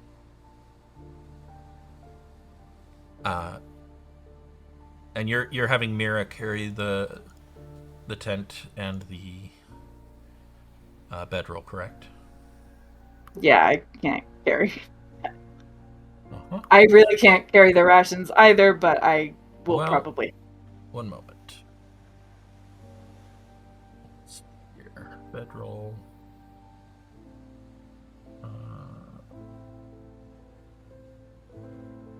Mira can not either, actually. Nope, she's right out. She's just now lightly encumbered. For some reason, my backpack is 21 pounds. Because that's including the contents. What are the contents of this backpack? Edit your backpack. Right-click and edit. And you can see what's in there.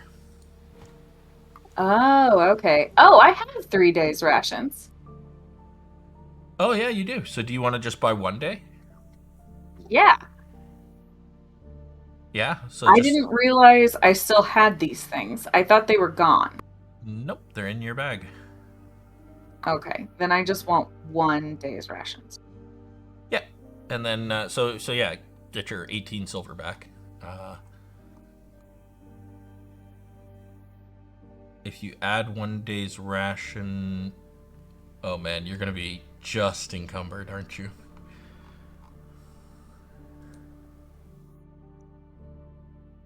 You'll be all right. This is why I was getting rid of stuff. You'll be all right. It's those torches that are weighing you down. Yeah, I'm human. I know. Sucks, doesn't it? Yes. Yeah. So, all right, you've got 4 days of rations. You have a 2-person tent. You're both slightly encumbered.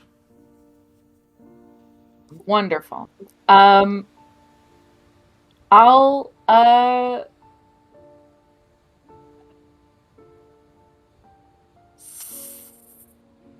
see if he wants to buy a torch. You really only need 1, right? He will offer you 1 copper piece.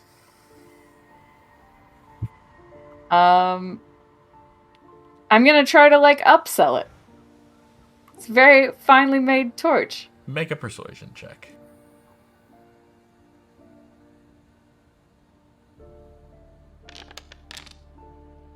You've got to be. He is not interested. All right. Well, that's fine. I will just be slightly encumbered. All right. That's okay. Mira is too. We will be moving slow. We are wimps. Yep.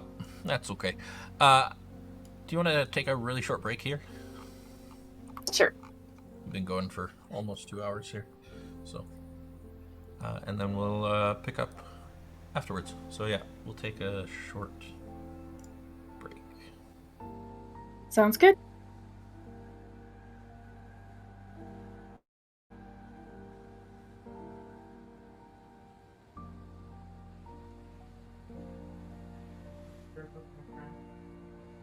So, what did I tell you?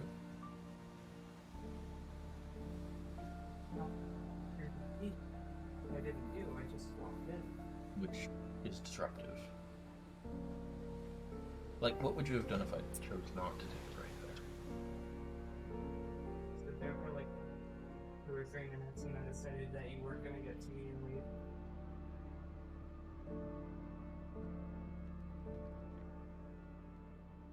Or I did say you were disorders. I know you did, but I'm busy. I didn't want to take a break at all. I took a break because you're here.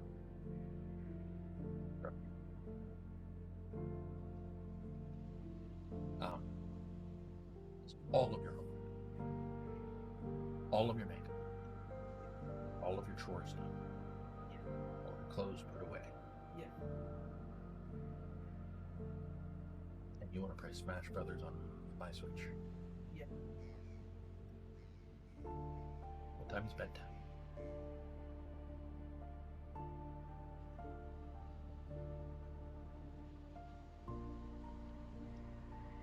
I want my Switch right here. 8:45. If it's not, there will be dire consequences. Set a reminder on my phone for 8:40. And, hey, bring me a Dr. Pepper as Chimnage.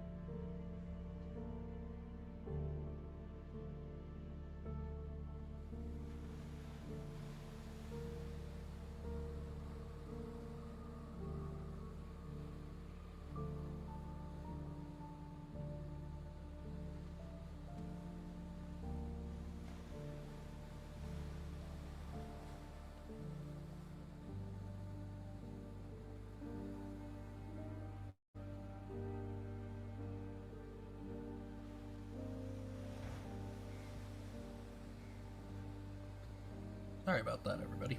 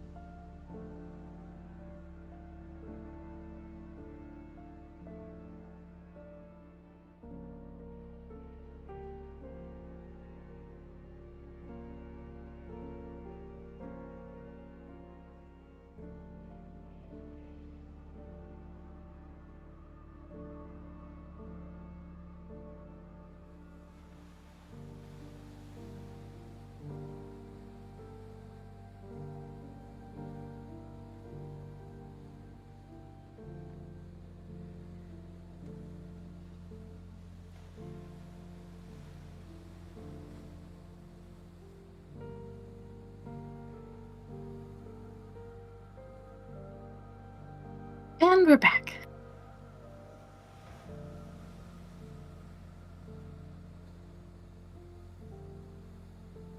Yeah. Hold on. Joey is here for a moment. I forgot to switch my cartridge. Hi, Joey. Anne says hello. Hi, Anne. Enjoy your one-on-one.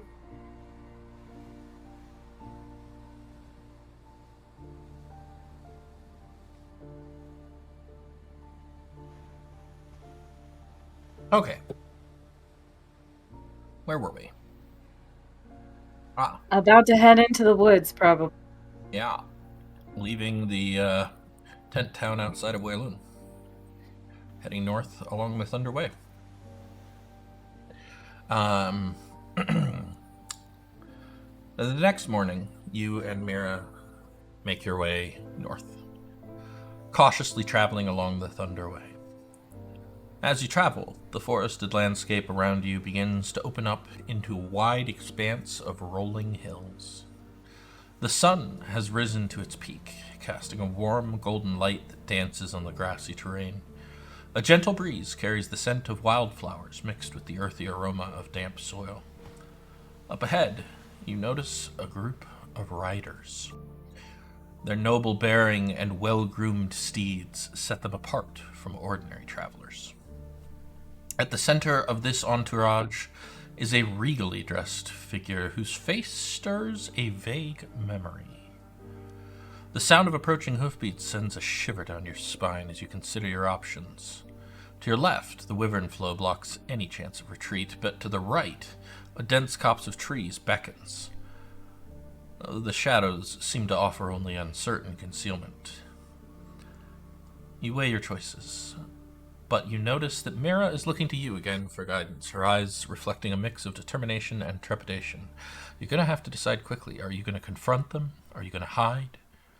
Are you going to just act like they're not there? What do you do? Yeah, we're just gonna walk past. We're just gonna, we're just travelers on the road. Cassian has his hood up over his head. And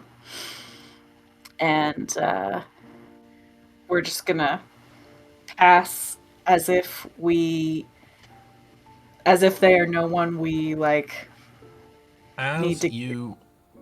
As you go from being 200 feet apart to more like 70, you get a better look at the figure leading this trio of riders. You recognize him. This is a man named Emmerich Ilance, a member of House Ilance, a noble. Can you make a history check for me?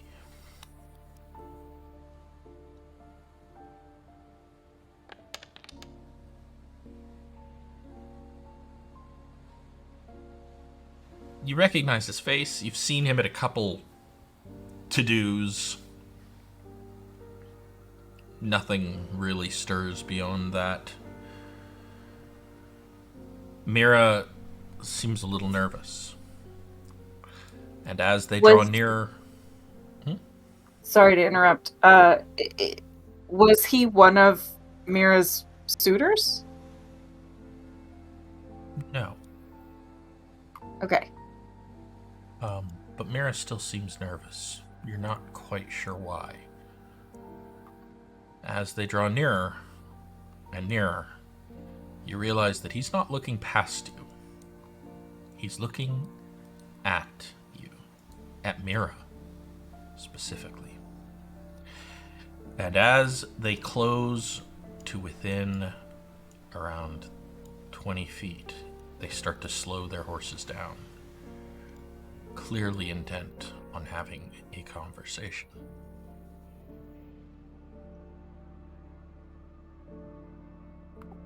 Leave the talking to me. She just nods. He is going to keep walking as if he's not entirely sure. He'll glance up what are you doing? He's not entirely sure why they're stopping. Sure. Oh geez, that is zoomed so far in. Hold on.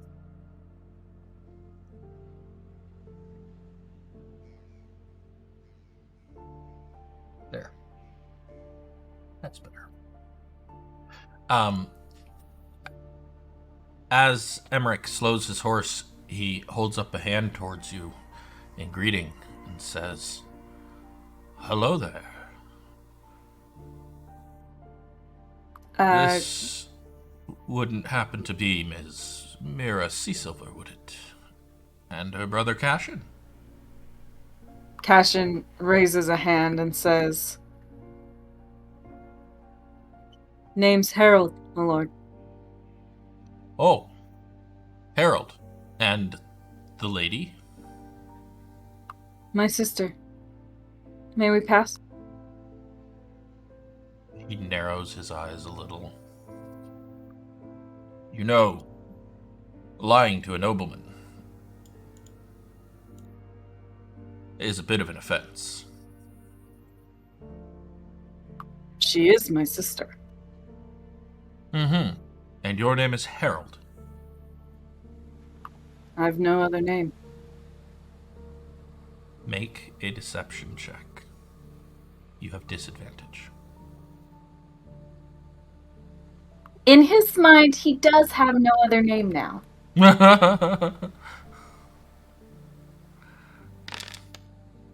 I did not use Yeah, disadvantage. just hover it and click the little minus.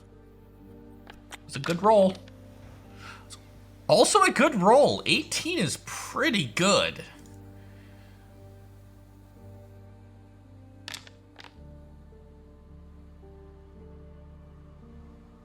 Emmerich glances to the two men that are with him. Clearly just guards, paid, but horsed, which means they're out here riding hard with him. And he begins... What? I only want this one. To ride past you. And one of the guards sort of follows him, but then as they get past you, he turns his horse, and the other guard remains until you are surrounded. Not good enough roll. Harold, was it?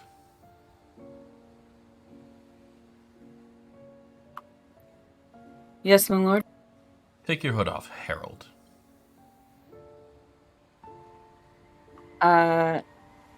He pulls his hood off.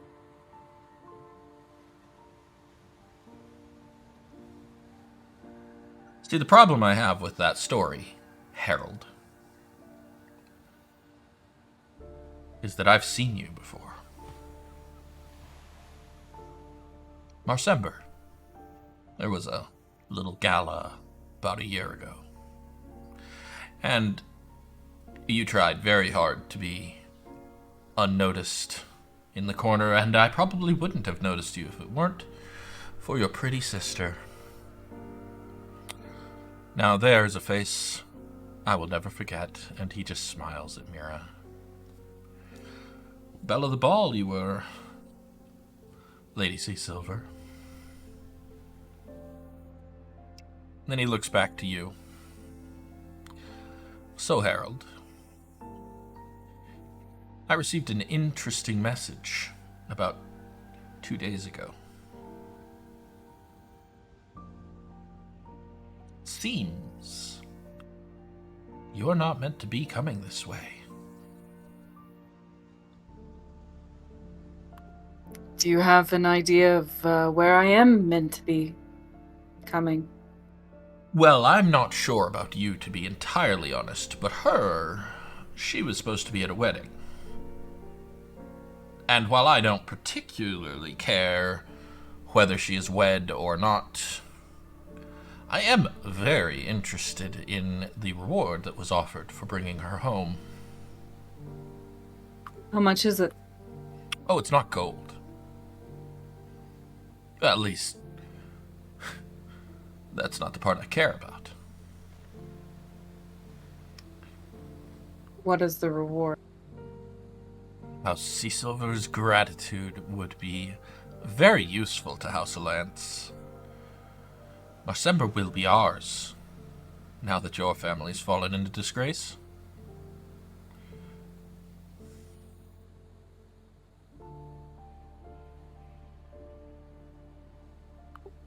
You know that the Marsember Seasilvers barely speak to the Dongleam ones. That's mostly because the Marsember Seasilvers barely speak to anyone anymore, lest they be caught in yet another betrayal of Cormyr and lose their heads for it. The fact that Queen Raedra has allowed you to keep your lands and titles at all is a miracle to me, but the crown will do as the crown does.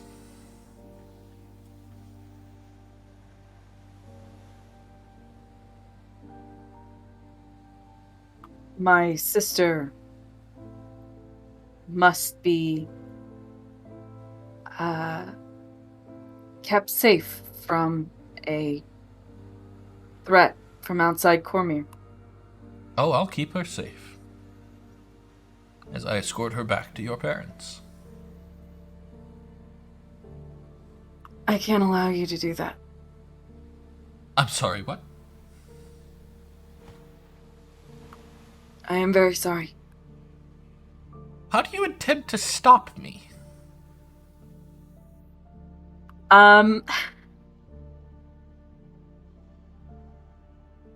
He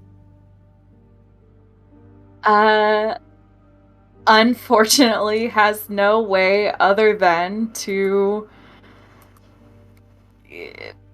draw his rapier, and this is gonna be really bad. He's just gonna he's gonna draw his rapier and his dagger, and he says, I cannot allow you to take her.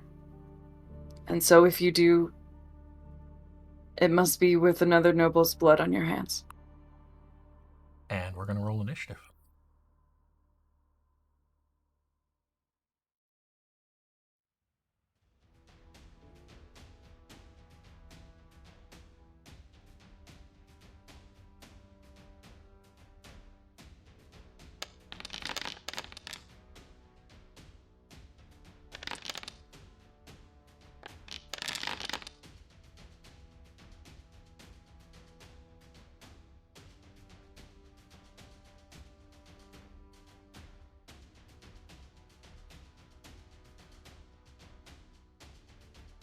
All right. You rolled well. You're up first. All right. I am going to, I guess, just try to get rid of this guy right in front of me. Yeah. Are you attacking him or his horse? I am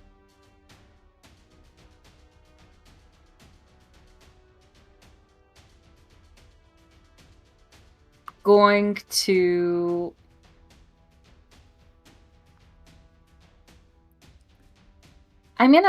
try to attack his horse. Okay. And I am just going to try to make it so that there's no way that they could ride it out again. Okay. Sure. Go ahead and make an attack roll. 19 hits, 8 damage is pretty good. Yeah, you are you trying to kill the horse? Can I cleave? If you kill it, there's a cleave in your if you look in your features, there is actually a thing called cleave. So have a read of how that works.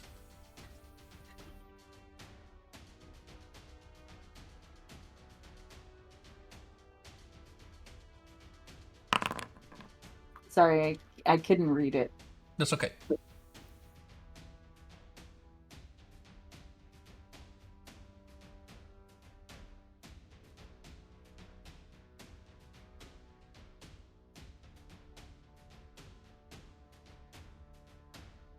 Okay. Yeah. I let go of the wrong button. I think he's going to just try to like kill the horse and like try to cleave the horse and then the rider. Okay. So your 9 damage doesn't quite kill the horse, but you absolutely cut a deep furrow into this horse. It is 8 damage rather. It is screaming in pain and starts to rear up, clearly intending to just bolt. This is not a war horse. This is a riding horse, and it was not trained for having a rapier cut through its neck. Does that end your turn? Do you want to do your offhand? I will do my offhand. Okay, you attacking the horse or the man?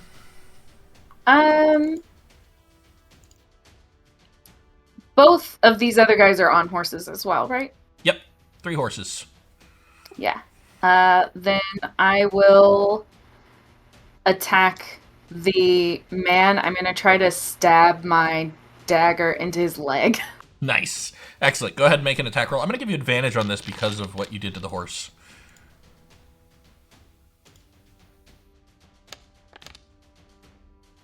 13. 13 unfortunately misses. You try to stab into his leg, and what you actually wind up clipping is his armor. He has metal greaves on his leg, so your dagger just kind of slides off of it. Is that your turn? Yes, that's my turn. There should actually be a end turn button. I just saw that for the automatically. First Yep, Emmerich looks wholly unsurprised at what you've decided to do. He draws his rapier and steps towards Mira.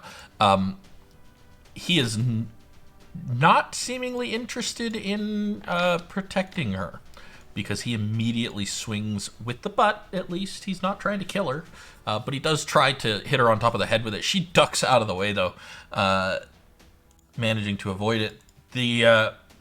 Let's see, which guard is this? This is the northernmost guard. He urges his horse forward and draws a spear, which he tries to beat you over the head with. Again, nobody seems to want to hurt you. They just want to knock you out. Does a 19 hit? It does. Okay. You take 5 bludgeoning damage. As he brings that spear down on top of your head, and he just immediately says, "Stand down, my lord!"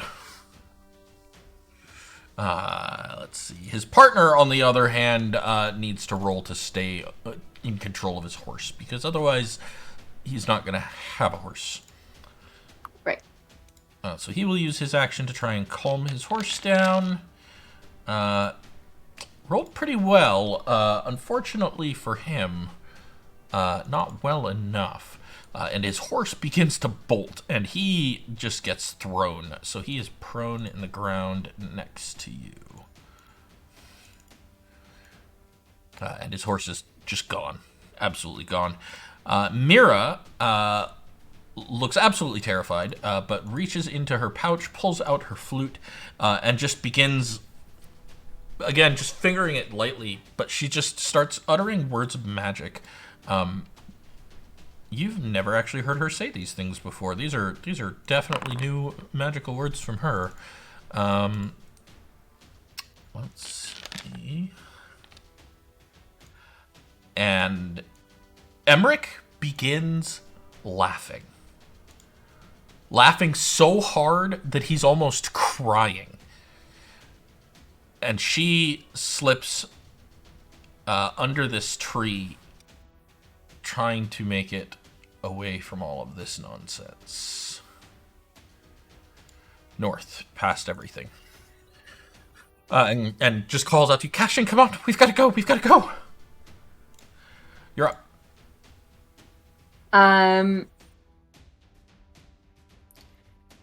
Cassian is going to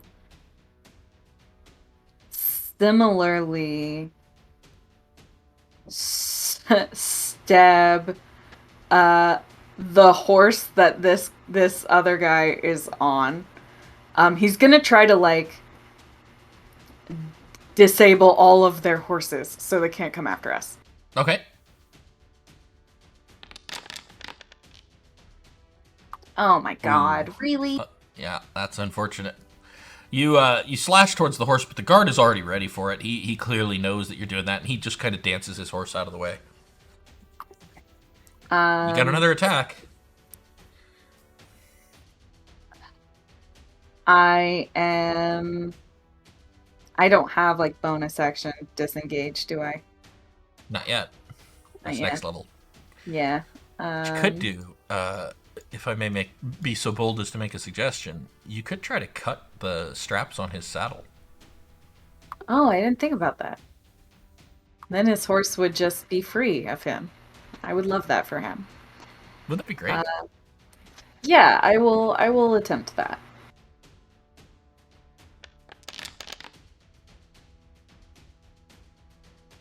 These rolls are terrible. These rolls are terrible. Yeah, you start to slice at the saddle, but the Mingosh is made more for parrying and stabbing than it is for cutting. Anything else? He's going to yell at Mira, keep running. Hey, what's up? Generally, I'm not that... Don't know how I did that. Where was I? Okay. This back up. And, okay. Where are we? Oh, yeah, Emmerich. Poor Emmerich. Emmerich's an idiot. Does he get a save at the end of his turn? He does. Ooh, a 6. He finds your failure hilarious and like doubles over on his horse. His horse starts to just kind of like wander around like I have no idea what's going on. Emmerich is just busy cry laughing. This is the most funny thing he's ever seen, and the guards look a little confused by that. The guard that's on the ground is going to get to his feet and look towards Emmerich like, "My lord, is everything all right?" And he kind of approaches you with his spear, but he looks uncertain of himself. The other guard, is kind of pissed at you. You tried to cut his horse. You did cut his buddy's horse. He's gonna take another swing at you with the butt of his spear. An 8. He misses. Mira.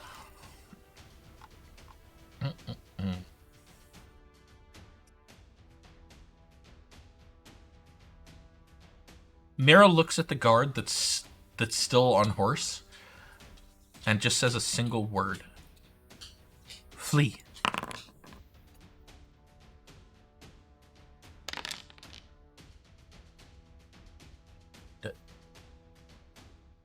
He starts running. He kicks his horse in the flanks to run. You're up. As he begins to run, can I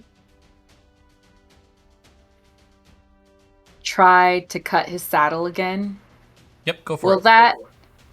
Well, I have a question. Will that interrupt her command? No. Okay. Because I want to try to keep his horse. Yeah, no, it won't interrupt it at all. Okay. All right. So, do I have to do my bonus action after my action? Nope. Any order you want. Okay. So I'm going to try to use my dagger to cut the saddle on that horse. Okay. That time you hit, you do slice straight through the leather, and he starts to slide. And then I'm going to just whip around and with my rapier, I'm going to attack this other guy. Okay. A 9 misses. Terrible. Indeed.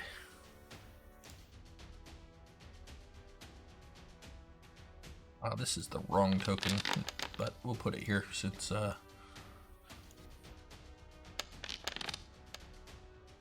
could become relevant soon. All right. Anyways, right, Emmerich. Can Emmerich possibly save from this spell? Let's find out.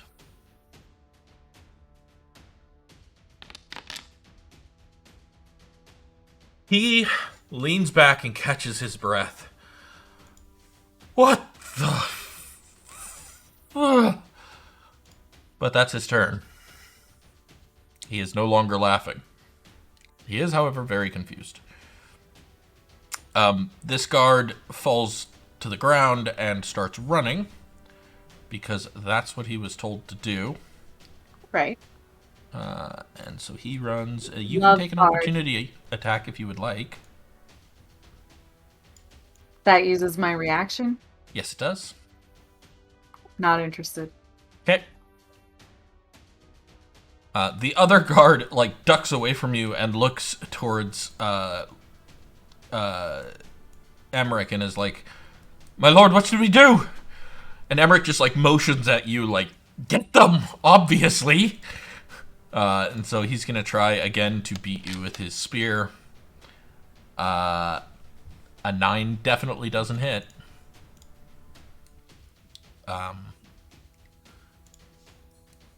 Mira. What else does she have? Well, she's no longer concentrating, so we can end that.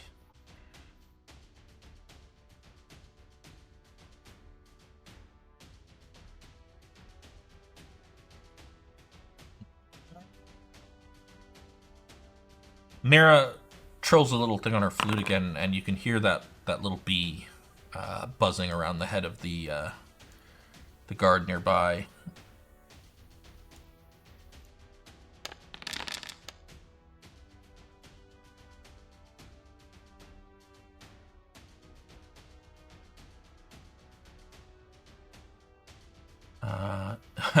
Boy, did he fail. And he starts swatting at some invisible bee that you don't see. You're up. He's distracted. Do I have advantage, or is he just distracted? He's just distracted a little bit. Okay. This horse, does it look like it could hold Mira and me? I mean, oh yeah, definitely. You're both pretty waifish. You're small. She is smaller. Let's put it that way. Yeah. Okay. Then,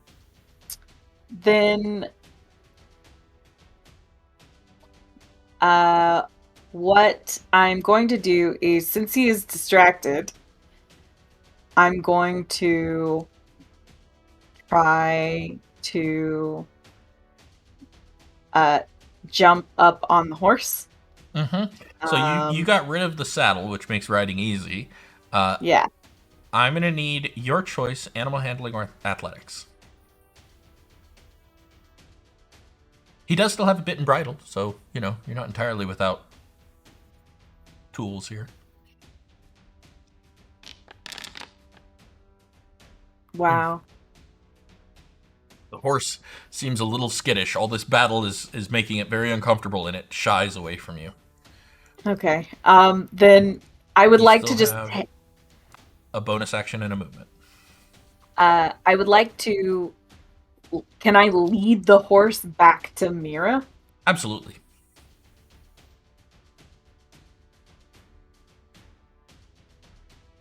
How does that affect my movement?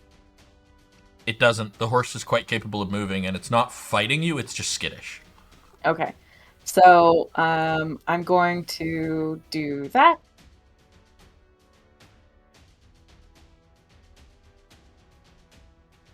Okay, and the horse follows. It's kind of jerking its head a little, like it's not sure it wants to go with you, but it's not stopping you. Mm-hmm. The guard does not take an opportunity attack. He's busy trying to get a bee out of his face. Right. And then I think my only bonus action is my offhand weapon. So I'm just gonna hold on to that. I'm not gonna do anything. Okay. Emmerich, now no longer under Mira's spell, curses at the two guards that are with him and charges after you. He does have his rapier in hand. He is going to try and beat you up.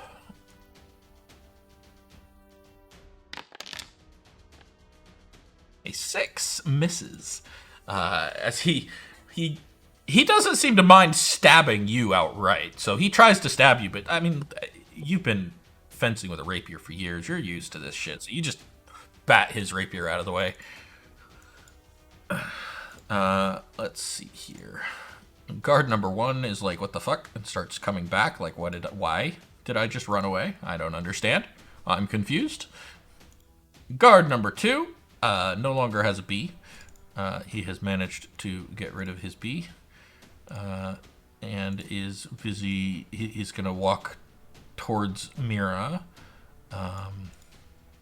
And he's going to try and grapple her. I'll kill him. How dare you touch my sister? Yes. She is going to try and not be grappled. Good girl. He manages to grab her wrist.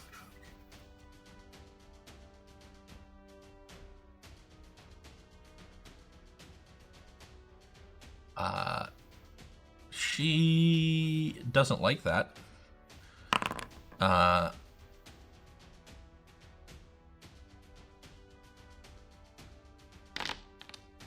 There is a flash of light, and the guard just reaches up and covers his eyes like, wah! You're pretty sure she just struck him blind for an instant. You don't know how she did it. You've never seen her do this. You know she plays pretty instrument. That's about it. But here she is doing, like, reasonable magic. You're up. All right. So I will be... Oh, Mira's actually going to try and get on the horse. She understands what you're doing. Okay. So let's see. She'll do this one. Nope. Okay. All right. I'm going to try to cut Emmerich's saddle as well. Okay. Go for it. Oh yeah. Oh yeah. Yeah, you just slash out with your knife and cut right through it. The saddle just slips right off. And then while he's like, trying to get his balance or whatever, I'm going to try to stab him. Oh no. Oh, well, he's prone, so you have advantage.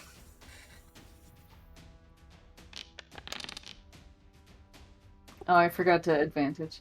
Well, that's okay. You can easily add it.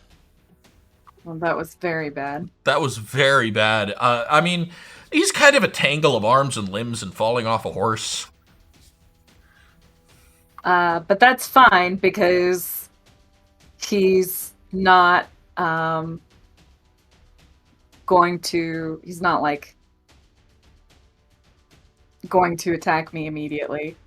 So I'm going to come over. I'm going to drag this horse away. Which horse?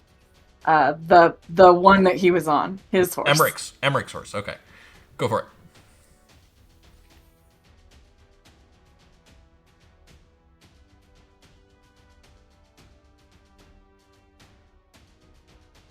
Dragging it over here so that he doesn't have it.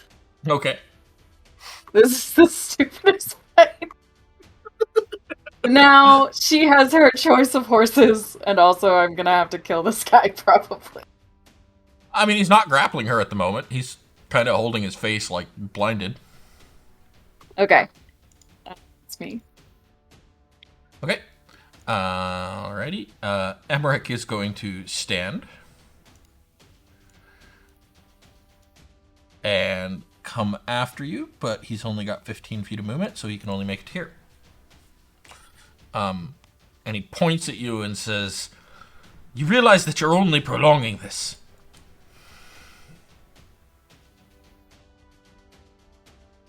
Guard 1, Still not quite back in the fight. Guard 2 is a little unhappy with all of this. He manages to clear his vision, and he's going to try and beat you up with his spear again. Natural fucking 1. Well, at least it's not just me. He's trying to whack you over the head with this spear, but he winds up clipping the tree over his head and getting his spear tangled in it, and he's like, what? Huh? Ah! Mira,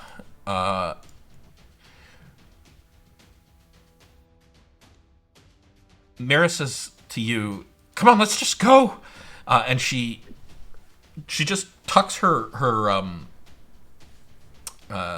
flute away and laces her fingers together like she's gonna vault you up onto this horse. She's like, I get it, we both suck at this, so I'm gonna put you up on the horse and then you're gonna pull me up on the horse and let's go. So you will have advantage on any rolls to get on the horse.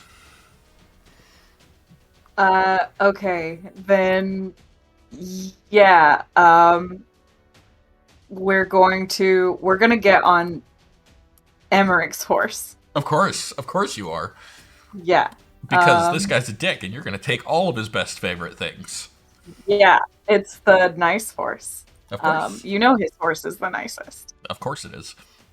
All right, go ahead. Animal handling or athletics, your choice, with advantage. Roll well.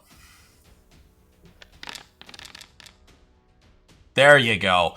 Yeah, with Mira's help, you just hop right up onto the horse and grab the reins, no problem. Do you want to pull her up as well? Yes. Make one more athletics check. Not advantage this time. Natural 20.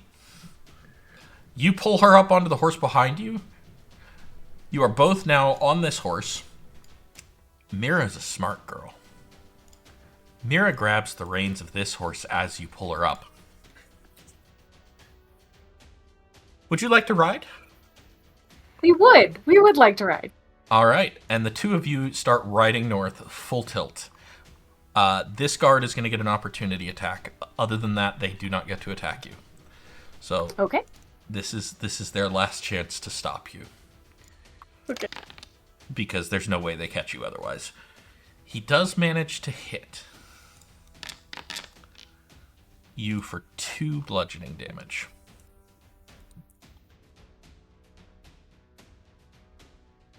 How you doing? I'm at 5 out of 12. You're bloodied, but fine. It hurts. Yeah.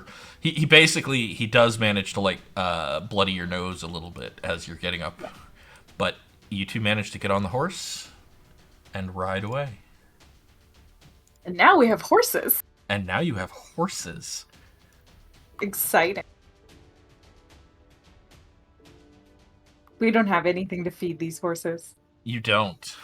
But luckily, Cormyr's got a lot of grassland. They can eat on the way. It'll be fine.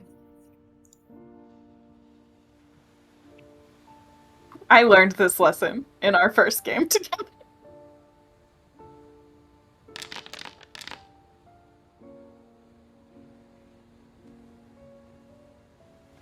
You guys continue on your way, riding hard for an hour before you finally calm down to a more normal, sedate walk with the horse. Eventually, Mira just starts laughing. It's that kind of semi-manic laugh of somebody who's just gone through really their first combat. Like the thing with the bandits was over so fast that it didn't set in, but this was way higher stakes, way harder, way scarier. She's pretty calm after that. She just looks at you and smiles. You guys make your way up the road till evening. Find a place to camp off the road. Camp for the night. Set out the next day.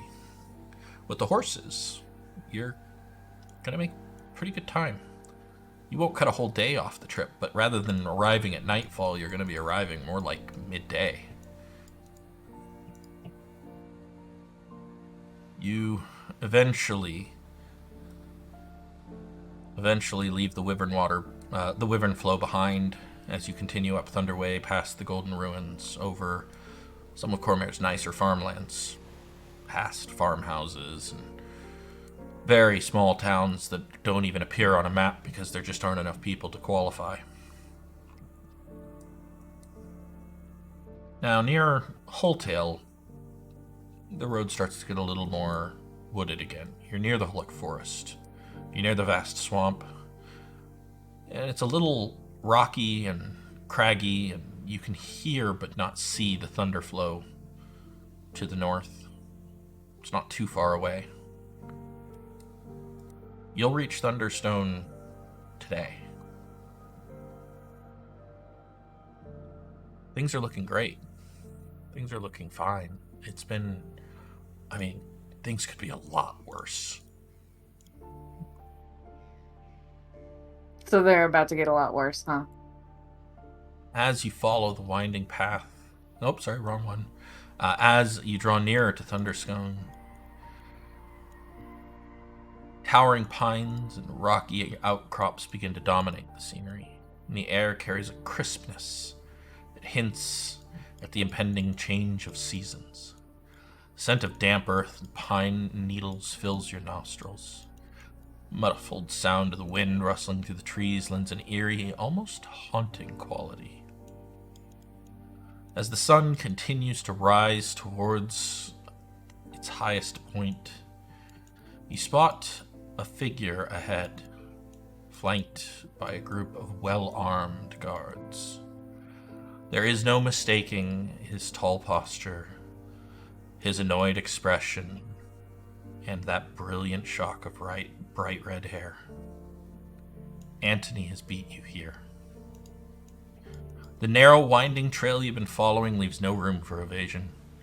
Dense woodland encloses you on one side, and a steep, rocky incline rises in the other, effectively trapping you between Antony and the impassable terrain. Mira's eyes widen as she recognizes him, and she clutches your arm, her grip betraying a mix of fear and resolve. It's tense as you realize that there is no avoiding this confrontation, and your mind races, considering the implications, while the sound of the hoofbeats continue, clip-clop, clip-clop. The time has come to face your brother, to face the consequences of your actions.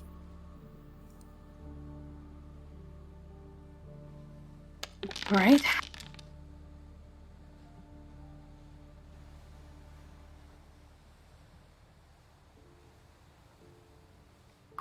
Cassian, to his credit, doesn't slow down. He... You have taken several short rests between the last fight and this. Do you want to take a short rest? Yeah. Yeah, here. I figure you don't want to start this at 5 hit points. No, probably not. Also, when you rest, when you spend your hit die, you regain an additional 5. So whatever you roll, plus 5.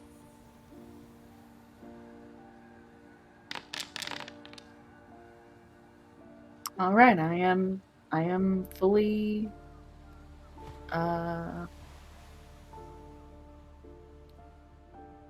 ready to go.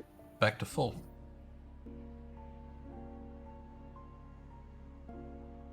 All right.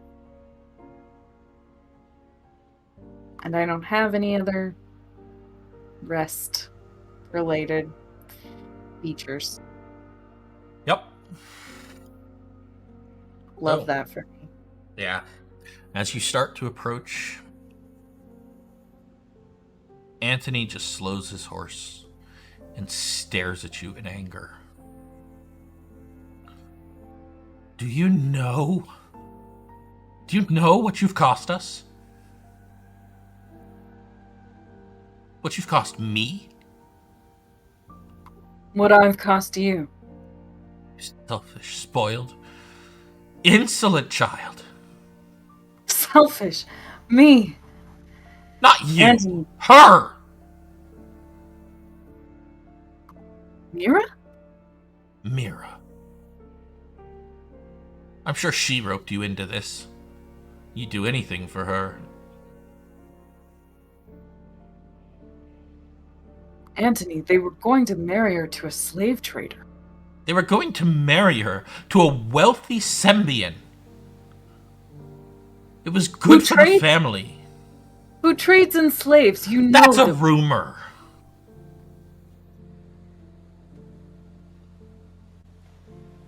Besides, what does it matter? You and I both know what it matters. We both know what a merchant's reputation matters. You seem to not realize what a precarious position this family is in. If she does not marry him, we don't have any more prospects. You've ruined all of those. We need allies before the royal family turns on us. Why can't you get married?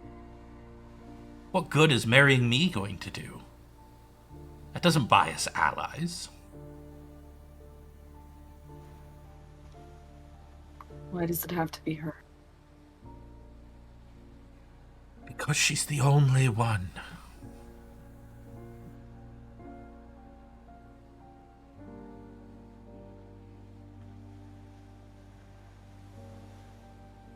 Mira, for her part, reaches out, gently touches your arm, and then looks at Antony with kind of a hardness to her eyes and says, I'm not going back.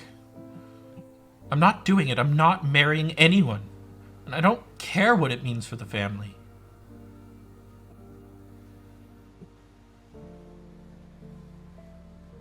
It's not that I don't want good things for the family, but why is it my freedom, my wants? Why isn't that important?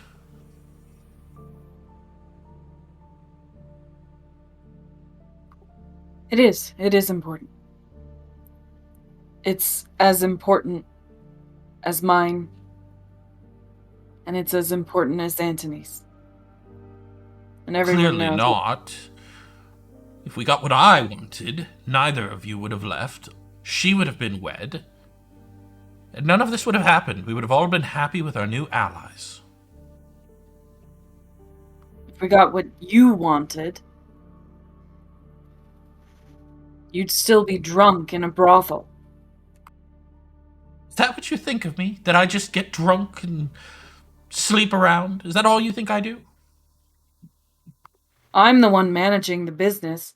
You're the one running this business into the ground. I'm the one who found us Sembian allies. I'm the one who arranged a marriage to happen.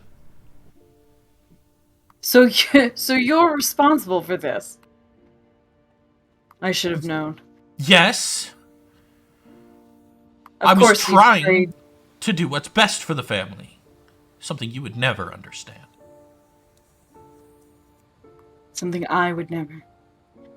I have been picking up your slack for the last 6 years. So don't you talk to me about what is best for the family, Antony.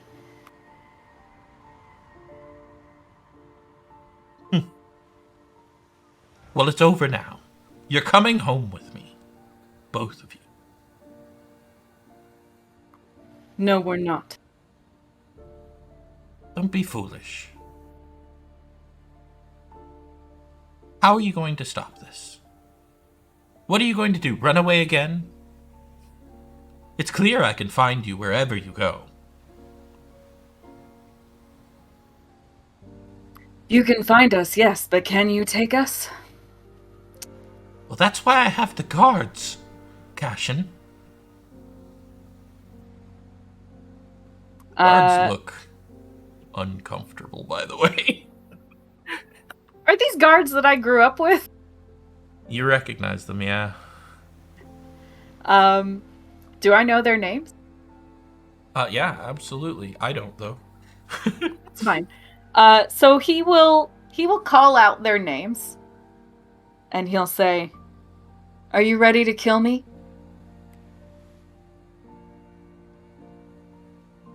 Anthony rolls his eyes at you. The guards clearly are, like, uncomfortable with even the question. Anthony just rolls his eyes. He's like, "They're not going to have to kill you, Cassian." Are you ready to drag her in chains back to a man who killed his first 2 wives? That's not what happened. God, you're so dramatic with you. Everything is drama with you.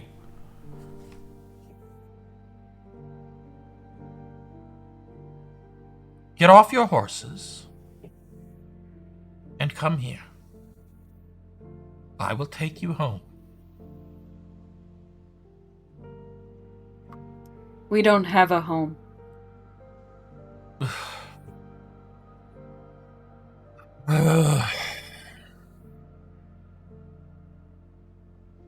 Fine then.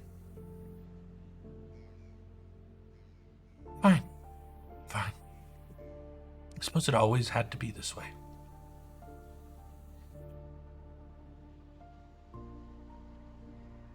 He looks back at the guards, looks up at you. Mira, stay out of this.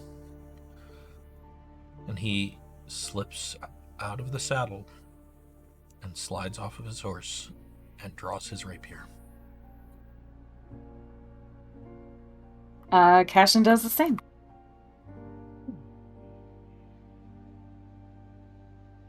And Mira grabs your arm as you start to dismount and shakes her head like, no, no, no, no, no, no. I can't let it be for nothing.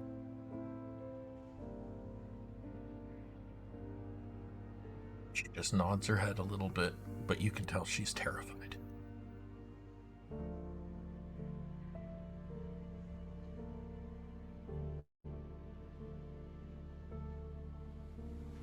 Go ahead and add yourself to the initiative.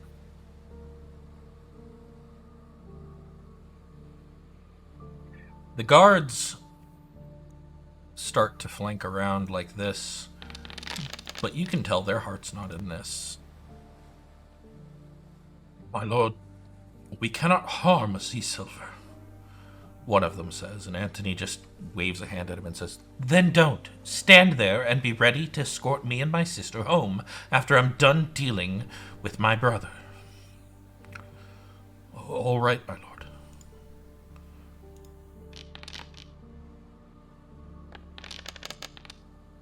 Anthony steps towards you, just a little. Smiles. This has been a long time coming, hasn't it?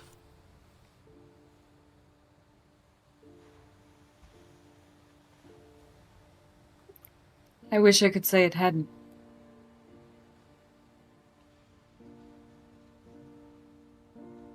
You can go first.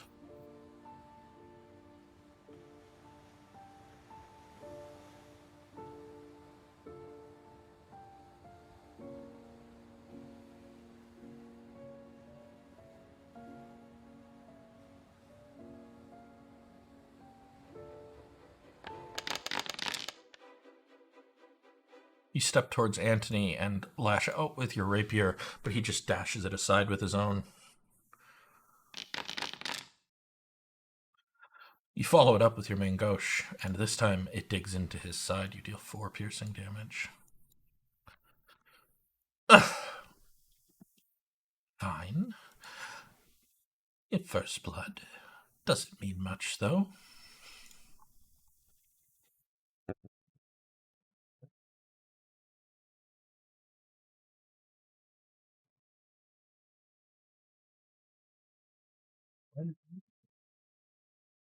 No music.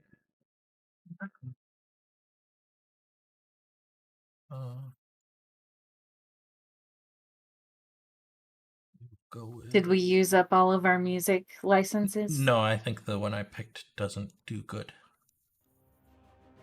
We'll do this one. I think it doesn't loop. And it's short. Okay. Mira calls out, Antony, stop this. We don't... Just let us go. That is the help action for you. Antony, meanwhile, steps into a much more standard attack pattern and tries to stab at you with his rapier, maneuvering around you. Does a 15 hit? I will use my reaction to make sure that it does not. Yep, you parry it with your mangosh, knocking it aside. You're up.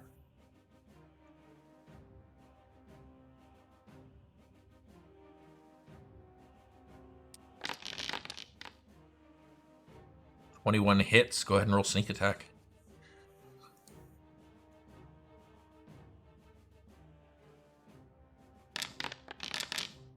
Ugh, 11 damage as you manage to get your rapier up under his breastplate and into a vital spot. He is already bleeding, and he takes a step back. Damn you! You lash out with your mangosh, but he manages to get his sword up and bat it away. You forget, Antony, while you've been drinking, I've been practicing. That end your turn? Yes. Mira grabs the reins of your horse and nudges both of them forward. She is just coming closer. Please, please don't kill each other. Don't do this. She is not going to give you help this time. She doesn't want Antony to die. Antony takes a step back and then lunges at you again with his rapier. You manages to deflect it handily, no trouble at all.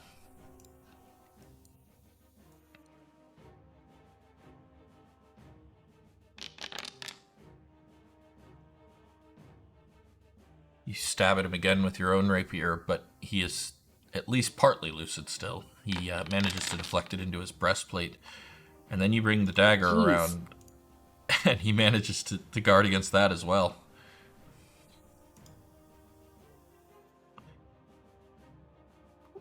So he's, darting in and out, but a bit affected by the, fear in Mira's voice. Yeah. Mira dismounts now and rushes in and starts trying to grapple Antony to pull him away from you. Oh, lost your face. He is gonna... Oh, there you are. She's gonna try and grapple Antony to pull him away from you. Holy shit, Mira. Wait. I can... how do I... There. Mira rolls 19 on her strength check. And he rolled a 4. She is now grappling him and pulling him away from you, trying desperately to get you two to stop. She just keeps repeating that over and over. Stop. This isn't right. Antony is going to use his turn to try and break the grapple. He's just trying to shove her off because he is mad. Big mad.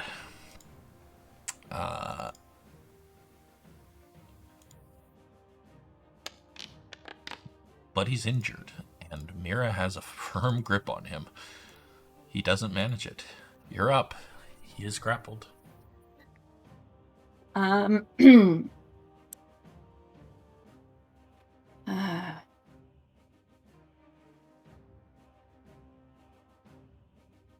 Cassian comes close and will use the pommel of his dagger to try to knock Antony out. He's not trying to like kill him. He's just trying to like end this. Go ahead and make your attack roll.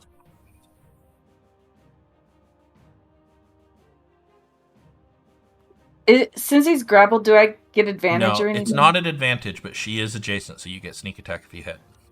Okay. 20 hits, 6 damage. Sneak attack.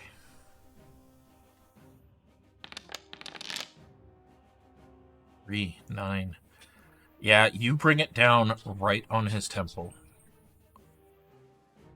And he just kind of staggers a moment and then slumps to the ground. And Mira looks at Cassian you. will catch him as he falls. Mira like, is too. Mira is too. And the two of you lay him down together on the ground, and she looks at you and then looks at him and is like, is he... Did you... I didn't. And he'll like check and make sure, like... Make a medicine check.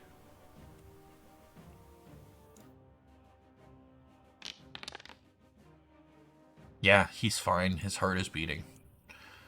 He will like check it, and then he'll take Mira's hands and like help her feel it. And she feels it, and she just lets out a sigh of relief. And the guards look very uncomfortable with all of this. And they look at you and at Mira. Lord Cassian? Cassian stands up and looks at the guards, and he says, I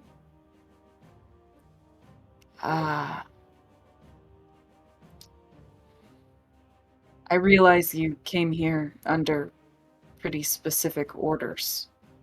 Aye, to protect your brother.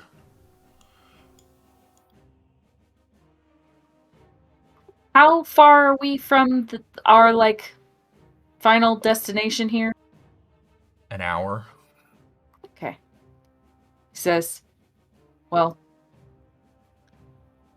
2 of you can stay with him. Protect him until he wakes up. The other 2 of you can escort us to Thunderstone. And then when we are safely there, you can come back and take him home. Aye, my lord. Make a persuasion check if you would.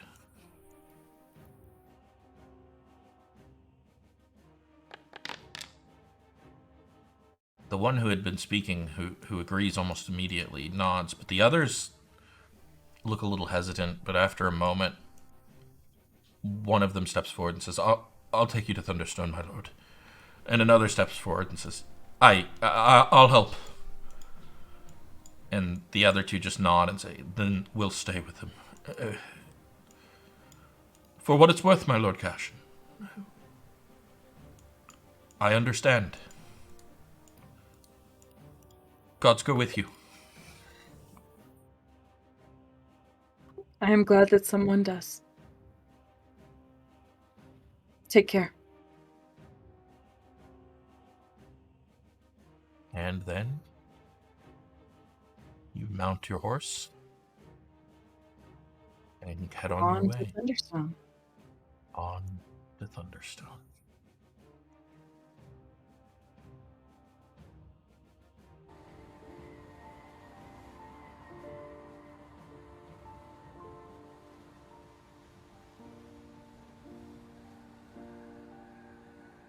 As you follow... Well, you finally make your way to Thunderstone, and the guards see to it that you're safe before they depart. As you and Mira follow the winding path towards House Huntsilver, the thunderous roar of the nearby waterfall fills the air. The estate is encircled by a towering stone wall, and you notice guards vigilantly observing your approach from their positions at the gatehouse.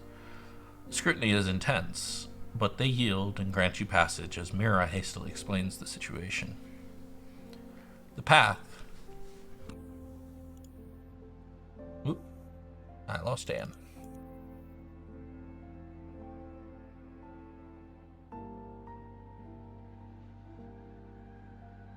Hello? Hello. Are you back?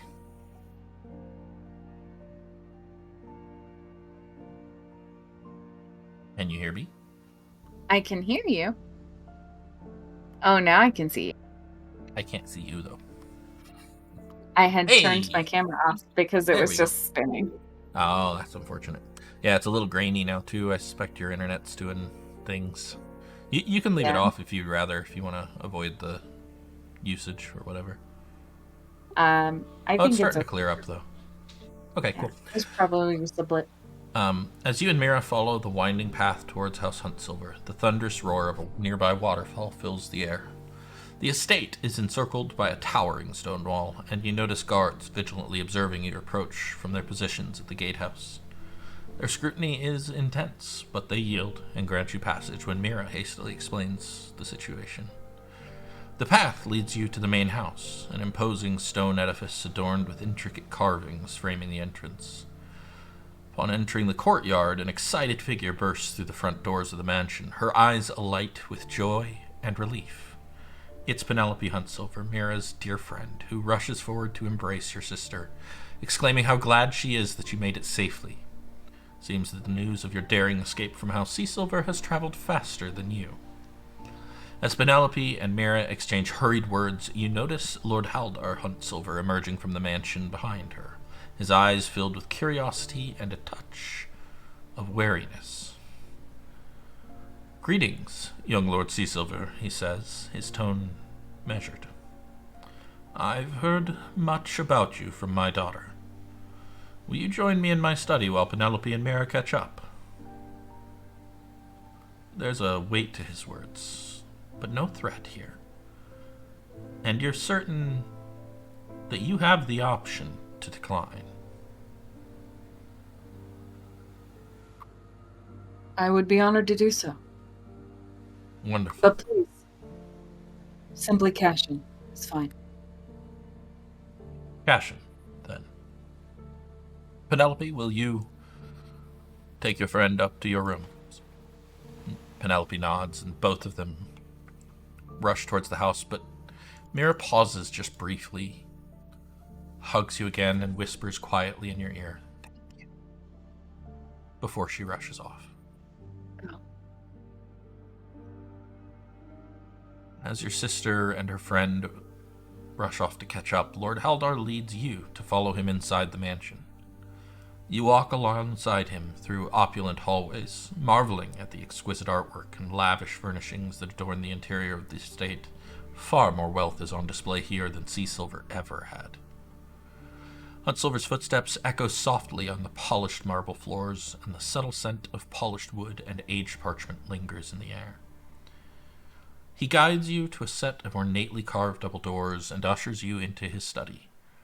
The room is a testament to refined taste, with floor-to-ceiling bookshelves lining the walls, filled with tomes and scrolls that speak of a vast collection of knowledge. A large, intricately detailed map of the region covers one wall, dotted with colored pins and marked with notes. An elegant wooden desk occupies the center of the room, its surface covered with quills, inkwells, and neatly arranged stacks of parchment. As you take in your surroundings, Huntsilver crosses the room to a well-stocked sideboard where he offers you a choice of brandy or wine. He also extends a hand holding a selection of fine cigars, inviting you to partake as the two of you settle into plush leather armchairs near the fireplace. The crackling of the fire and the warm glow of the flame creates an atmosphere of comfort, of intimacy, setting the stage for the conversation to come. Nevertheless, Haldar takes his time. He enjoys his glass and his cheroot for a time. And finally, he leans back and studies you intently. You've placed me in a hard position. On the one hand, my daughter and your sister have always been fine friends, and I would do anything to see Penelope happy. On the other, your family will not look kindly on me if I shelter your sister here against their wishes, and Queen Raedra must be informed.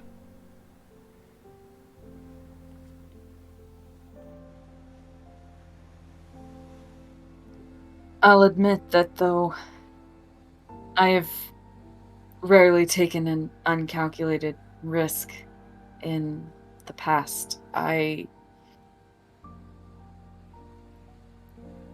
was afraid for my sister, and I acted hastily. That you did. But there is honor in defending one's sister's virtue, Cassian. I am not accusing you of doing wrong here, and you don't have to defend your position to me. Still, you're correct in that I have put you in a difficult spot. Which implies a debt. And I am a merchant. Don't want to leave that debt hanging over your head. What would you have of me? Well, it seems you're in need of something to do. I understand that this decision has cost you a great deal. But I've also heard that you are quite skilled at gathering information, at making contacts. Decent with a blade as well.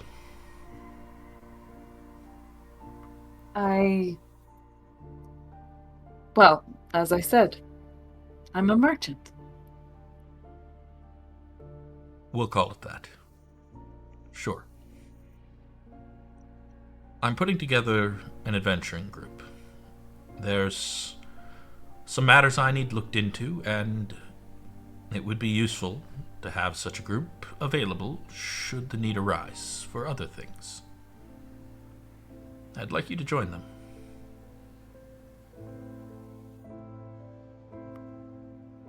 A group. And they'd operate out of here? For now. But I'm offering sponsorship and a charter. Beyond that, well, where you go, what decisions you make is up to you and your friends. Well, your companions, I suppose, would be the correct term, since I doubt you know any of them yet. But I would appreciate if you would all remember who sponsored the group in the first place and check in from time to time, yes? I'm sure I can make that happen. After all, my sister will be here. Only so long as she wishes. I am not going to keep her against her will. I want to reassure you of that. Nor will I ship her off against her will. That was my next question. Thank you. I can't promise her what the future will hold.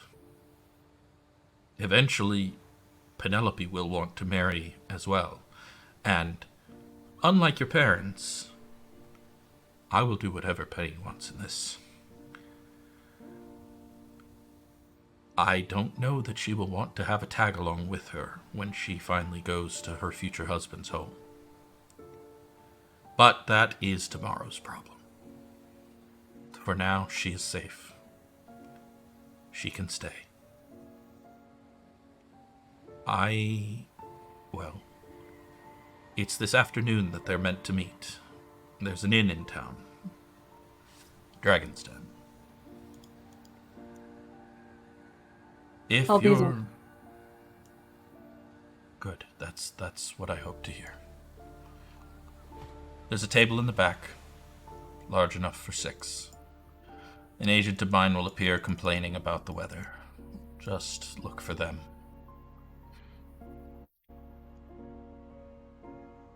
And... I thank you. Don't. I mean, you're welcome, but don't. We're even. No debts. Come visit your sister whenever you want.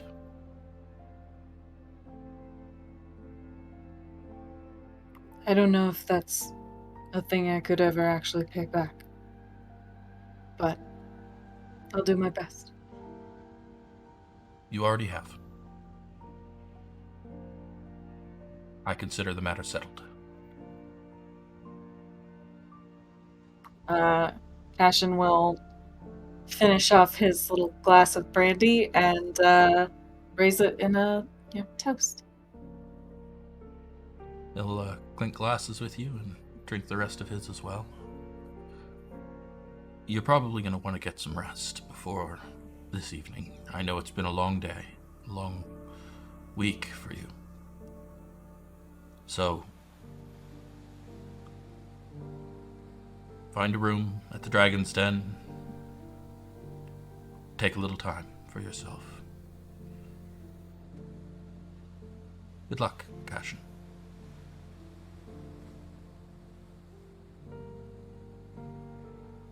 Thank you, my lord. Come on, I'll show you out. And he will go in search of that room because he wants a nap. Yeah, you gain 300 XP. Welcome to level 2. You also get a long rest, even though technically you're not quite meeting the requirements. I'll allow it anyways in this case because I want you to have a long rest.